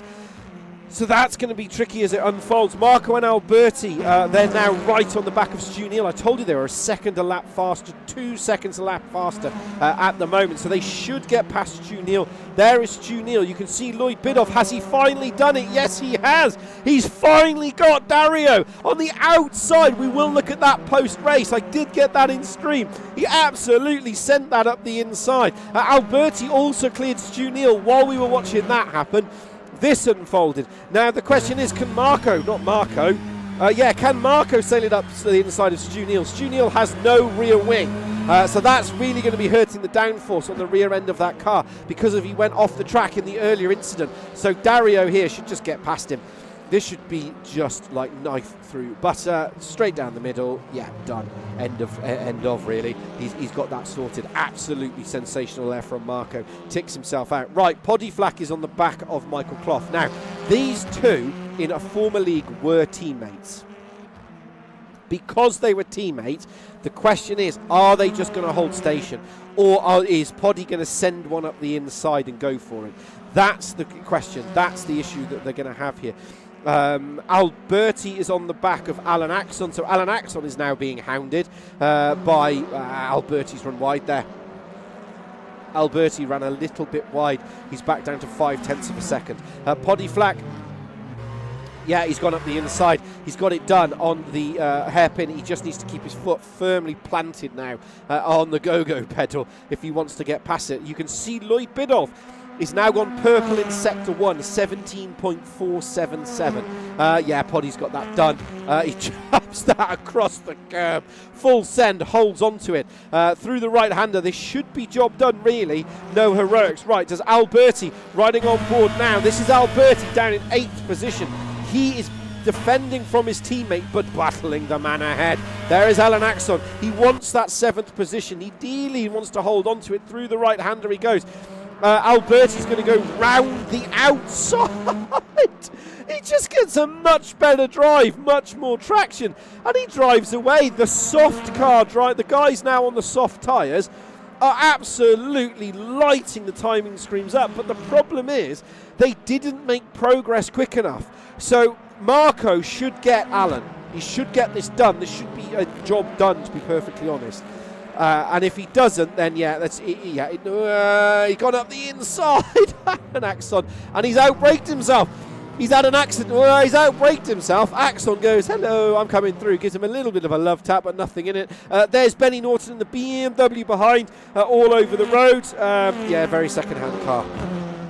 as it stands at the moment. Romy has he's in a race of his own at the moment. It's those changeable conditions. But again, he doesn't have the ballast on board that Lloyd has. That's why he's 9.10, he's 10 seconds ahead of basically second and third, because he's not carrying the ballast on board the car. He's unrestricted and he has to maximise these points. But Lloyd Bidoff will still be faster, so Romy finishes the lead by what is effectively the biggest lead so far, followed by Podiflak, and he will be ecstatic with that. It's his highest finishing position this season so far. Into second he goes, followed by Michael Clough, by Jamie Dory. Lloyd Bidoff will be super ecstatic with fifth. He did start first, but he lost 4. He'll take that. Dario is will bring the car home in 6th. Alberti, yeah, he was always out. The problem was he went on the wet tyres. Very changeable race. Marco will be 8th. Alan Axon will bring the car home in 9th. Stu Neal will be 10th. Fraser Rostance will come home in 12th. And Phil Garside. He changed tyres and then had a drive-through penalty. A bit of a shame for him. Benny Norton is going to bring the car home in 13th position, and then we've got Robert, who will be in 14th. And that's how it stacks up for race 2. As always, it's going to be one of those that will be lots and lots of talking points, as I always say, and that's why I always say there's always going to be lots and lots of talking points. So, your race 1 results. There we go. Your race 2 results are follow. Romy by Podiflak, by Clough. And with the rain, we lost 4 laps in that race. So we only did 20 laps. Michael Clough was 3rd. Jamie Dory was 4th. Jamie will be super happy with that in that 4th. Lloyd Bidoff was 5th. He'll be happy with that as well. Dario is 6th. Alberti is 7th. Marco is 8th. Alan Axon is 9th. That's a good finishing position for Alan. 10th is Stu Neal. Then we have Fraser Rostance, Phil Garside, and Benny Norton. And that's how it stacks up for race 2. Right.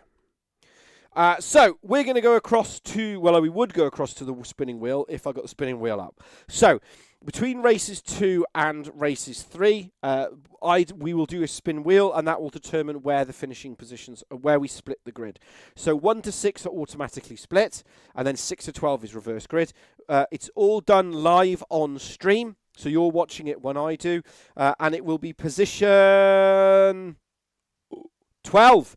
It's our first full reverse grid. So position 12 will start on pole position. So I'll go across to the other part of this. I've got to tell race control that we need to do position 12. And I will let you know who that is when I get there.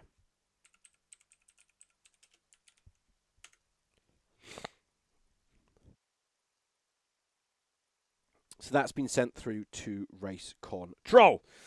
Yeah, position 12, absolutely brilliant. It will be position 12. I'm just waiting for them to come up on the board to tell me that they've got it, and we will go from there. Absolutely brilliant stuff. Absolutely fantastic. It's gonna be tough. It's gonna be really, really tough, I think, for the drivers. We will see how that stacks up. We're going to go across to the other side as well.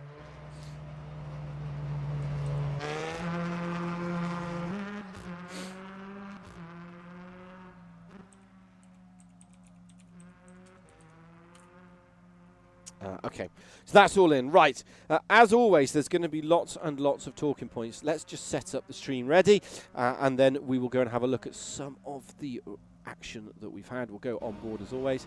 So Phil Garside. Phil Garside is going to start on pole. Phil Garside to win. Really? It's going to be Phil Garside to win. He has a real opportunity here to take this position. He really does. So Phil Garside has an absolutely perfect opportunity to take that position. The problem that Phil Garside has is his consistency. He's fast, but he's fast in he's fast in moments. He's not fast for the entire race. That's the problem that we've got. Phil Garside has, is he just needs to work on that consistency. If he can work on the consistency, I think he will be rapid. To be perfectly honest, I think he'll win the race.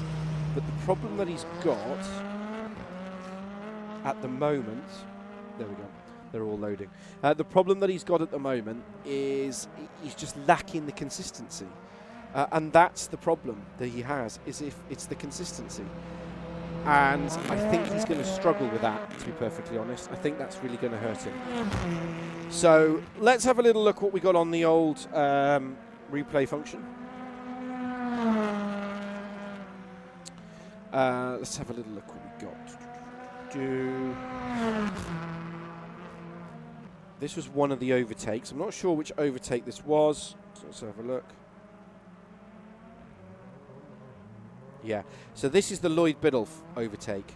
So we only caught the end of it. So Dario, which is this car here, he runs wide. That's how Lloyd got past. So Dario runs onto the gravel here, and then Lloyd just goes, yeah, thanks very much. So if we slow it down, if you watch that car there, boom. So here, Dario's on the grass, and Lloyd now on the drier and the right tyre gets alongside him. We change that across, and then he gets up the inside, and by this point he just basically, he can take the line this way, and Dario can't get the car turned and rotated quick enough, and that's the problem. So he goes through, he's on the perfect line, a little bit of a tap there, nothing in that really. It's one of those, I'd say that was fair but hard racing. I think there's nothing in that at all. I think that's an absolutely superb, fully committed overtake. And yeah, you can't complain. We've seen that happen. Lloyd, we've seen overtakes from Lloyd before, and that's happened again. This is the start of race 2. And I think Robert has a whole we only catch here, so was that Massimo? No, it's Robert.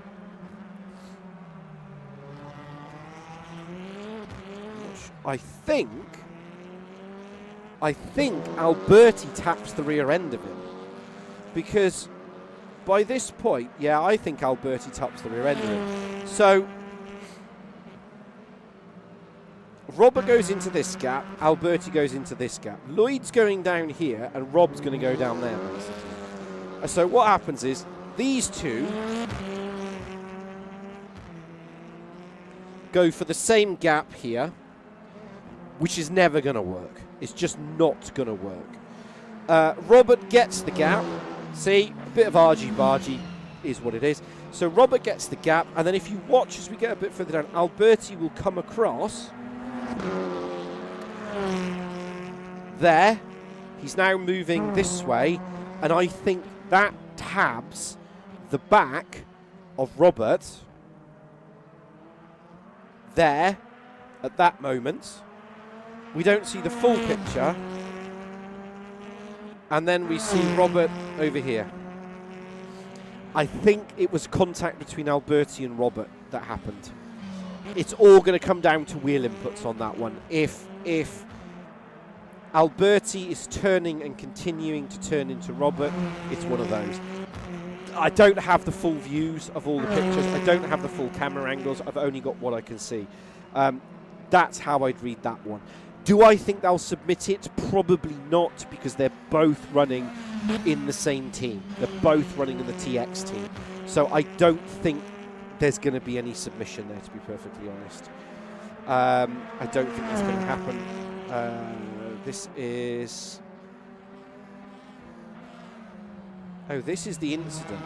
So this is what caused the safety car.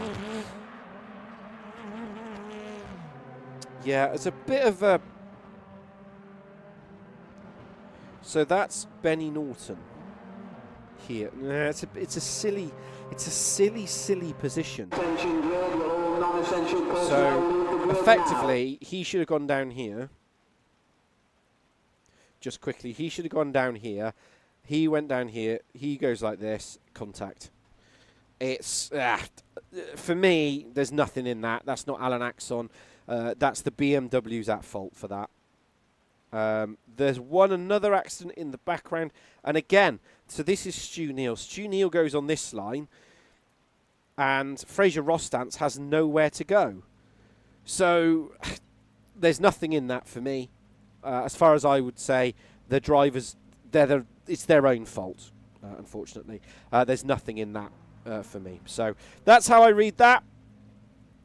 Let's go across to race 3. So this is the Next Gen BTC Series Round 7. This is the final race of the evening. It is race 3. Top 12 are reversed. Is it going to be a bit messy? Oh yes. It is a wet race. We are at the Knockhill race circuit. I absolutely love this track. Weather is raining, track temperature is low, air temperature is low. My 50p is going to be on this man here, Phil Garside, or Fraser Rostance. Those are where my 50p's are going to be. Phil Garside needs to go because otherwise he's not going to get himself, he'll get himself a penalty. So as it stands at the moment, on the front row, Phil Garside, Fraser Rostance, either one of those two for race victory. On row 2, Stu Neal with Alan Axon, all front four-wheel drive, and it's steaming down with weather. On row 3, Marco, followed by Alberti. On row 4, we've got Dario by Lloyd Bidoff. Watch out for Lloyd. He just has to stay ahead of Romy, and he will extend his championship lead. On row 5, we have Jamie Dory by Michael Clough. On row 6, we've got Podiflack by Andre Romy, who's basically right at the back now. On row 7, we've got Benny Norton and Robert. On row 8, we've got Louis Hesketi. We got Louis. So he's joined us. Nice to see you, Louis. Nice to be back on track. And that's how it stacks up for the race at the moment. So they're all going to get themselves ready. We have lost 2. We've lost 2. We've lost Massimo. And another driver that I forgot. Is what it is. So we're down to 15 drivers. It's a very tricky game, this. It's very unforgiving. I think we've lost Jamie Dory. No, we haven't. Jamie Dory's in 9th. So it's going to be tricky. The problem they're going to now have is who, as we watch Louis bring the rear end of the car up. So Louis here is going to have to do something special. He's an unknown because I've not seen him race so far this season, so I'm not entirely sure what he's going to be able to do. But it's a 20-minute race. Race 3, 5 seconds to go. Hold on to your horses. It's going to be lights out. And away we go. And has he had the perfect start? No, he's had a horrific start. So Fraser Rostance has gone down 1 position. Is he going to lose out to Alberti as well? They've all had the perfect start going into turn 1. Phil Garside holds in as they all steam into turn 1. Stu Neal's run wide. They're all over the track in the background. Roberts off the road. Matt Cummins off the road. They're all over the place. A little bit of carnage, but I don't think that's going to pull the safety car. We will find out. At the moment, they're all holding position. Lloyd's got himself up to 5th. That's perfect for him. But Romy's still stuck in 12th. He's not doing anything silly. Alan Axon, he's leading. Alan Axon takes the lead from Phil Garside. I told you Phil just needed to hold on to that. As one of the... Poddy Flack and Jamie Dory send themselves off into the kitty litter at the moment. Where's Louis? No, Louis held himself onto the kitty litter. Alan Axon at the moment is having to take it very, very gingerly through that first sector. The question is the safety car deployed? I think the safety car is deployed, or is it just yellow flags? He's still giving it the full beans. No safety car. I didn't think there would be. He's gone for it. Alan Axon here is a hot lap specialist, and he's in a hot lapping position. He's at the front of the grid. Phil Garside's run wide again. Does that allow Stu Neal to go into second? Yes, it is. So Stu Neal is up to his highest position so far this season. And again, Alan Axon and Stu Neal are hot lappers. And Alan Axon's at the front now. He's got nobody behind him and nobody in front of him, so he just has to do all he wants. Phil Garside's run off the road again. He's retired. He's retired to the pits on a DNF. Romy has had a DNF as well. No, that's Phil Garside. Phil Garside has DNF. That's hurt him. Lloyd Bidoff is up to 4th. 4th. This is perfect for his championship. Michael Clough is right on the back of Dory. There is Dory. Ahead of that is Fraser Rostance. Fraser Rostance had a poor start coming out of the lap at the start, so that's really, really hurt him. Romy's up to 9th. There is Romy, and you can see now that Jamie Dory is alongside Fraser Rostance. There's Fraser Rostance in the Napa Ford, right side, 1, 2, 3, boom, 4. No, he just stays ahead at the moment. They're all running a little bit wide at the front. Dario's running wide. He's up to his highest position as well. The wet weather, he's bringing out the Rainmasters. The question is, at the moment, can Alan Axon get his first race victory of the season, of the championship? He's going to be really, really wanting to do something from here. Michael Clough on board with now. Andre Romy's trying to make progress in the background. Fraser Rostance and Jamie Dory are side by side. Fraser Rostance is giving him no room at all, but enough room just for one car's width. It's all within the rules. He's racing hard but fair. Jamie Dory right side, he's run wide. There's Michael Clough in the ITV car as they all come into the hairpin. The wet weather now is really halting. Romy has gone sideways out of the hairpin. He has gone full send as we ride on board with him now. He's in 8th position. He's battling 7th and he's holding out for 7th and 9th. He can hit Alberti just ahead. I don't mean physically hit him, but he can get there. But he has to hold on to this. What can he do here? There's Romy. He's stuck in the middle of the pack again. He's not really making any progress. He's got Clough front wheel drives ahead, as the game's having its own little fun moment there all over again. Oh, there's contact! There's contact in the background. Is that Alberti? It is Alberti. He's absolutely clear. Oh, he needs to be careful coming onto the track. Otherwise, he's going to end up in a massive accident. He just holds onto that position. So he's down in 13th. At the moment, that's freed up Romy. Romy's got into 8th, so he's up 1 again. In the background, there's Robert, bit of a wet weather master. Riding on board with him now. He's not carrying ballast, so Romy's got 75 kilos on board that car as well. At the moment, Alan Axon and Stu Neal are holding position in 1st and 2nd. Dario in 3rd. He's not really going to challenge them, I don't think. Lloyd Bidoff is the one that we need to watch here, and Romy. He has to stay ahead of Romy to extend his championship lead. This is a front-wheel drive track. The front-wheel drives are superior here, and they have to maximise that as much as possible in order to extend his lead. Robert is on fire. Here goes Lloyd Bidoff. He's looking left, he's looking right. He is in direct battle here for the lead. He actually can win this if he puts his mind to it. The problem he's got is whether or not he's going to be able to do it, because he has to think about this now. There he is. Is he going to go full send into the hairpin? No, he thinks better of it. He slows the car down, gets it turned into the corner just enough. Does Romy go for it? No, he doesn't either. So he holds on to it as well. So at the moment, riding on the back of Romy, he can see all the way to 3rd. And he's going for it now. He's going for this overtake on Jamie Dory. There's Dory. He just can't get the drive. The ballast is really hurting him. That's the problem. The ballast, 75 kilo. It's like carrying another person on board the car when everyone else doesn't.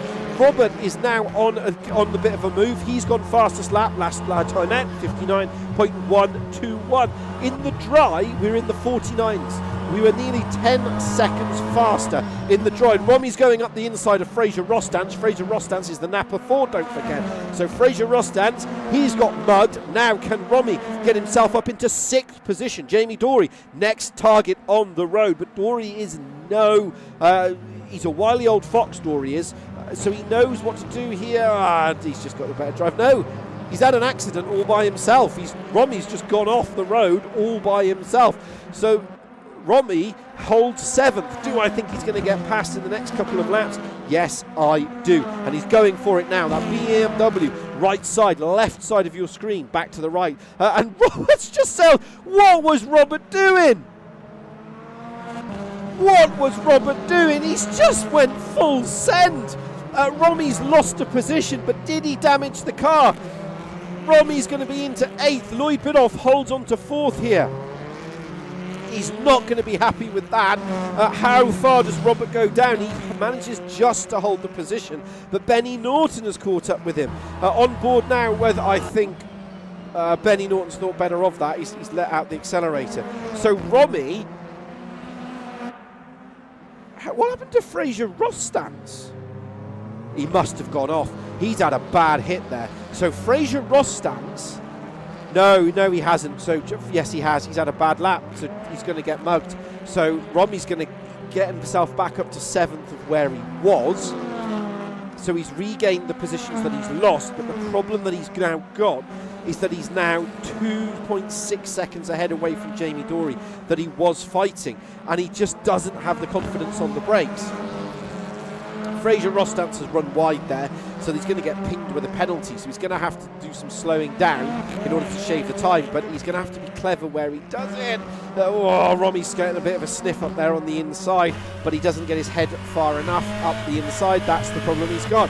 We're riding on board now with Romy in 8th position. The battle is raging on. At the front, Alan Axon is only 0.3 of a second ahead of Stu Neal. So Stu Neal, like I said, these two at the front are hot lappers. They like hot lapping. So he's just closing and closing and closing. The problem they've now got is Lloyd. If these front three don't get a move on, Lloyd Biddulph is going to mug the lot of them at the current pace. That's the problem they've got. Alan Axon is leading from Stu Neal, from Dario, from... he's run wide. Alan Axon has run wide. That's going to compromise his exit coming out of turn 4. And then Stu Neal's run wide. So Dario here, it's a three-way battle for the lead. In the closing 11 minutes, we're not even halfway through the race, and they are all going for it. It's race 3, touring car style. You'll see Romy pop up at some point. There's Romy. He is getting faster and faster. And Alan Axon has run wide. Stu Neal has run wide. Lloyd Biddulph has run wide. They're all now, Dario could be on for a race victory here, or we're on for a massive accident. It's going to be one of two things. The question is, which one of those two things are we going to get? Stu Neal goes into the lead just enough. Now he's got to get gone, because Lloyd Biddulph has got himself into 3rd. In that one manoeuvre, Alan Axon has allowed Lloyd Biddulph to get into 3rd. Now, Alan Axon and Lloyd are both running the T6 Motorsports. So the problem that Lloyd has at the moment is, does his teammate let him through? His teammate has to let him through, because if he wants to get a double victory and extend his championship lead, he has to get gone, because look who's fast coming up the rear. You've got Michael Clough and Jamie Dorey, and you're not too far from that is Romy, and he's closing the gap. So it is now currently a 6-way battle for the lead. It takes one mistake from Stu Neal and it's game over. Lloyd Biddulph, this is the old switcheroos here.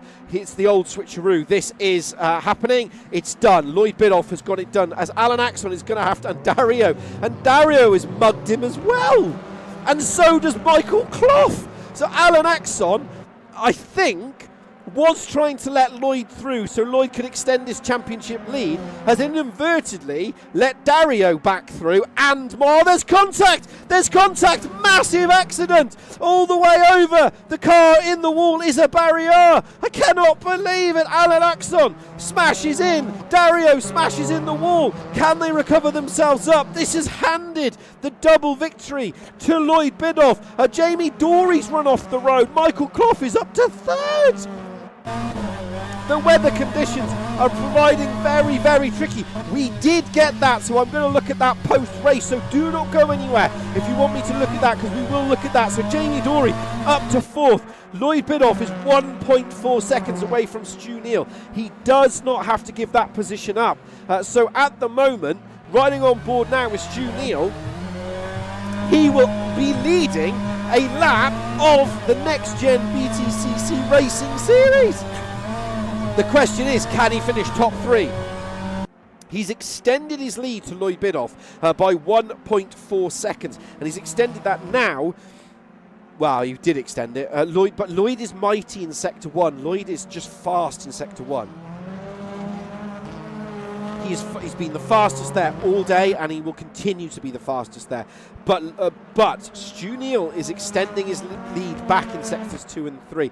But it's one mistake, one tiny mistake, and that's it. It's game over. Robert is back on the back of Marco.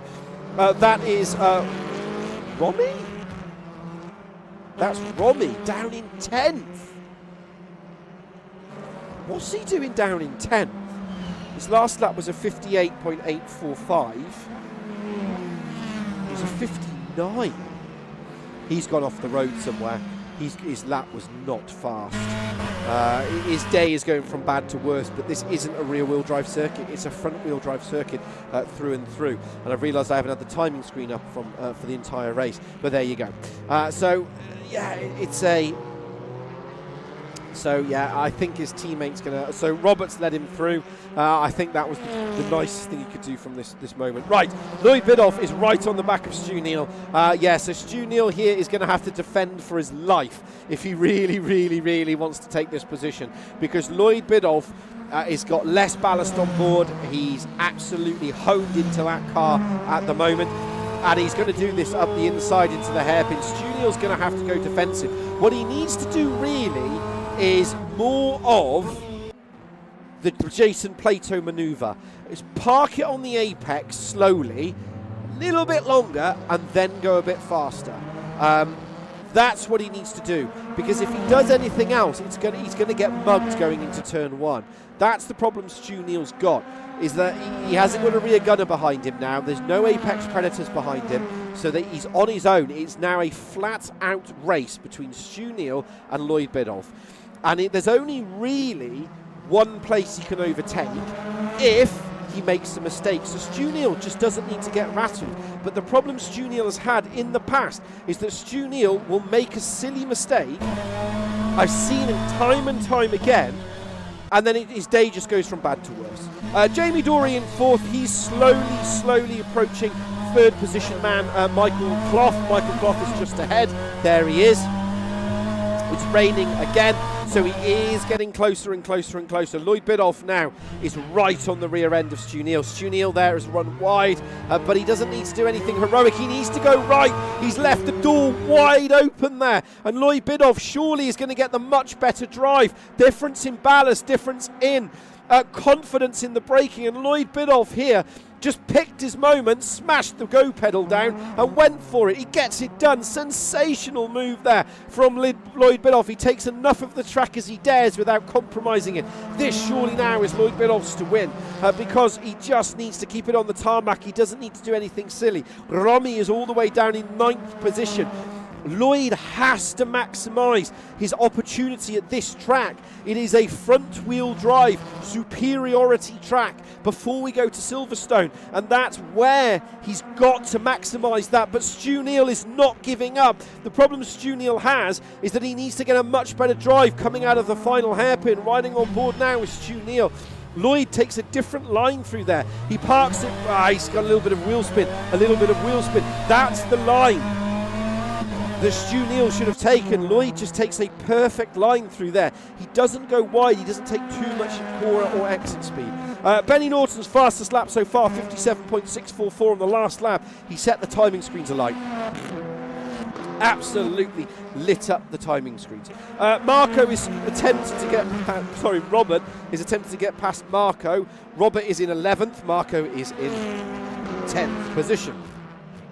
So Robert was following Romy early on, and there was that incident that really cost him in time.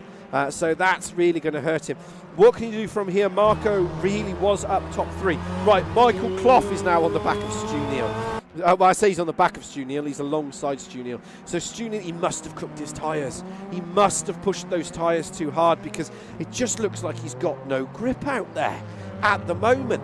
He's struggling again. The question is Jamie Dorey, is he going to go up to 3rd position? Now, Jamie Dorey's changed car, so I'm presuming he's going to be at the back of the championship again, because again it is a car change position as it stands. As he goes across the line, tumbles across the rumble strip. At the moment, it is a 3-way battle for second position. The question is, which one of these three is going to be the bridesmaids to the three brides? First, second and third. Is Jamie Dorey going to get himself finally into a podium winning position? You know that he wants to do it. At the back, Louis, who's just joined us, he's been doing a 58.236 on his last lap. Personal best there for Louis. So he's going a little bit faster. There he is. Can he play into this? Well, a little bit of a bump there on the rumble strip. So he's finding speed, more speed than me. That's why he's racing. Robert is now at the back of Romy. What can Romy do from here? There he is. I don't think there's going to be anything really going a bit faster there, but the battle that is raging at the moment. Jamie Dorey is once again, he is in third position. He is battling second position man at the moment. You can see here, he's going faster and faster and faster and faster and faster and faster. He bounces across the curb, and that's cost him. He just hasn't been able to get the power down early enough. They're just, both of these two are trading sector times. He's got a much better drive. Jamie Dorey, is he going to go for the run here? He's so close, he can smell the octane of the engine ahead. Through the right-hander he goes. Needs to keep all four wheels pointing in the right direction. Stu Neal needs to go defensive. He's left the door just wide enough for one car, and Jamie Dorey's going to put his car right in there. Does he put it on, get the car rotated? No. He gets the car stopped, turned. Now he's going to go full send up the inside. No, he doesn't. Again, it's the wrong line. It's the wrong line. So Stu Neal has cottoned on to the line that Lloyd Biddulph did, and that's the line he's taking. But they both want to be podium. They both want to have their highest finishing position this season. They're going to get 3 laps, and that's it. This will settle it through the right-hander. A little mistake there from Stu Neal. A big mistake there from Stu Neal. He brings the car back on. Jamie Dorey has to get out of it as the recovering Stu Neal. It looked like he was in recovery, which was why he was like that, but no doubt there might be a steward's inquiry, but that's not for me to say. Jamie Dorey is going full commitment here. He's got a good drive now. He just needs to keep it tucked up the inside. He needs to do nothing stupid, nothing silly, no heroics. He's looking left, he's looking right. He gets all 4 wheels stopped, rotated and blocked. He's put a little bit of a snifter up the inside. He tries to unsettle the car of Stu Neal, but it's not enough. Back on board again with Jamie Dorey. He's in 4th position. Stu Neal, 3rd position. They're going to get this lap. It will be this lap. I believe it's one more lap. 50, 40, 60. Well, it's going to be close. It's all going to come down to what Lloyd can do here. Now he's 3 seconds ahead at the moment. That's Louis ahead. Louis is out of position. That's why he looks like he's there. At the moment, Jamie Dorey slid across the road. He's absolutely gone full commitment. Stu Neal's gone off the road. Louis gone off the road. Does he get the car on? Louis got to get out of the way. He does not want to compromise the 2 drivers ahead. He's going to have to pick his moment. Stu Neal's run wide. The problem is they're going to run into Louis coming into the hairpin. What can Louis do here? Stu Neal left side. Jamie Dorey in the 88 on the right side. He's going to go for the gold switcheroo here. A great there from Louis getting out of the way in the other Astra. Perfect racecraft from him. Well done, Louis. It takes all of us to go racing. Brilliant stuff. But this is the battle that we're going to follow now till the end. Through the left-hander we go. He's going to have one more lap. I don't know where Jamie Dorey's going to do it. He's going to have to set him up. Oh, a little bit of a late break there from Stu Neal. He was doing the Jason Plato manoeuvre, but I think that's compromised him. It has. It gave him too much speed. He's run wide. Jamie Dorey's got this done. He's got to go full commitment here. Put on his big boy trousers, send it up the inside, and I hope Stu Neal holds it. He doesn't get it done. He's going to have one more go, one more opportunity to do this into the hairpin, and it will be game over for the final lap of the race. What can he do? Jamie Dorey in the 88. He has been hounding Stu Neal lap after lap, corner after corner, and Stu Neal, I think, is going to take 3rd. He's going to hold on to it. His windscreen wipers left, right. Does he crosses the line? There's the flag. He holds on to it. Absolutely brilliant stuff there from Stu Neal. Jamie Dorey takes 4th, Dario takes 5th, Benny Norton takes 6th, Fraser Rostance brings the car home in a 7th position. It's great. He's not had a good day, but he's had a great day because he's getting faster. Andre Romy will further behind on his championship. Alan Axon is 9th. Robert will bring the car home in 10th. Alberti is still racing Marco and Podiflax, so these three have been racing each other for the entirety of the race. Absolutely brilliant stuff. Who gets it? Who is going to come home first? Who is going to be the top of the lead? It will be Alberti. So he's done an absolutely brilliant stuff there. Brilliant stuff from him, brings the car home. And Louis will bring the car home in 14th, 58.365. He is fast. He will bring the car home in 14th. And Phil Garside, DNF. There was that contact. It was that contact. That's how to read it. Jamie Dory saying can't get to grips with wheel drive. Took the penalty and going to enjoy the last few rounds. So Jamie Dory's come on stream. For those of you wondering, and basically he's abandoned the rear wheel drive. He said he can't get to grips with it. It's too hard. I'm going back to front wheel drive. Yeah, go for it. Go for it. And that's how it stacks up. So your race results are as followed. Lloyd Bidoff from Michael Clough, highest position for Michael Clough and Stu Neal. They will be happy. Jamie Dory will be proper happy with that. He's done an absolutely sensational job. Highest position this season. Dario, Benny Norton, Fraser, Rostance. Rostance is getting faster and faster. I still think he's going to win a race 3 victory at some point. Andre Romy is in 8th. Axon is in 9th. 10th is Robert. Alberti is in 11th, Marco is 12th, Poddy is 13th, Louis is 14th. Louis, sorry if I got your name wrong, please do not shoot me. Phil Garside, there's so much. It's his start. It's like I said, Phil Garside is fast, but it's the consistency that we're lacking. Do I think he's going to win a race? Yes. I think he's going to have that opportunity before the season is out. What 3 great races. Lots and lots of talking points, as always. I will check if anyone comes into the Discord. Usually they don't. So if they do, then obviously we put in. They don't tend to like to talk to me. I wouldn't talk to me either. Absolutely great racing. All 3 great races, to be perfectly honest. Lots and lots of talking points, as always. And as what I always say, we only ever see one view of the incident.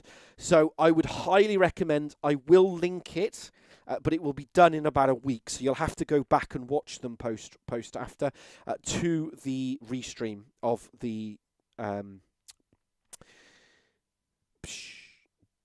incidents. You can always go back and watch them on our Discord as well. Just join us on Discord, and they actually go through, they talk through them, or the admin do, and they talk through why they make that decision. It's all open. It's brilliant. It's really interesting, actually, with some of those things. Race 3, there's so much to talk about. It's a shame we don't have any drivers on to talk with us, or you know, if you're thinking, Andy, I'd like to get involved in the commentary side, please do send me a message. I've had a couple of people request it. Please come and join me. I am looking for someone on technical to come and join me between the races to go through a bit more on the technical side. So if you're interested, please come and talk to me and we can sort out how to get you into the stream. But there's a couple of things I want to talk about before we go. So Phil Garside is the first one I want to talk about. It's the consistency there. He's so fast. I mean, we saw it in qualifying. He put himself into 2nd position in qualifying. In race 1, he was leading. In race 3, he was leading.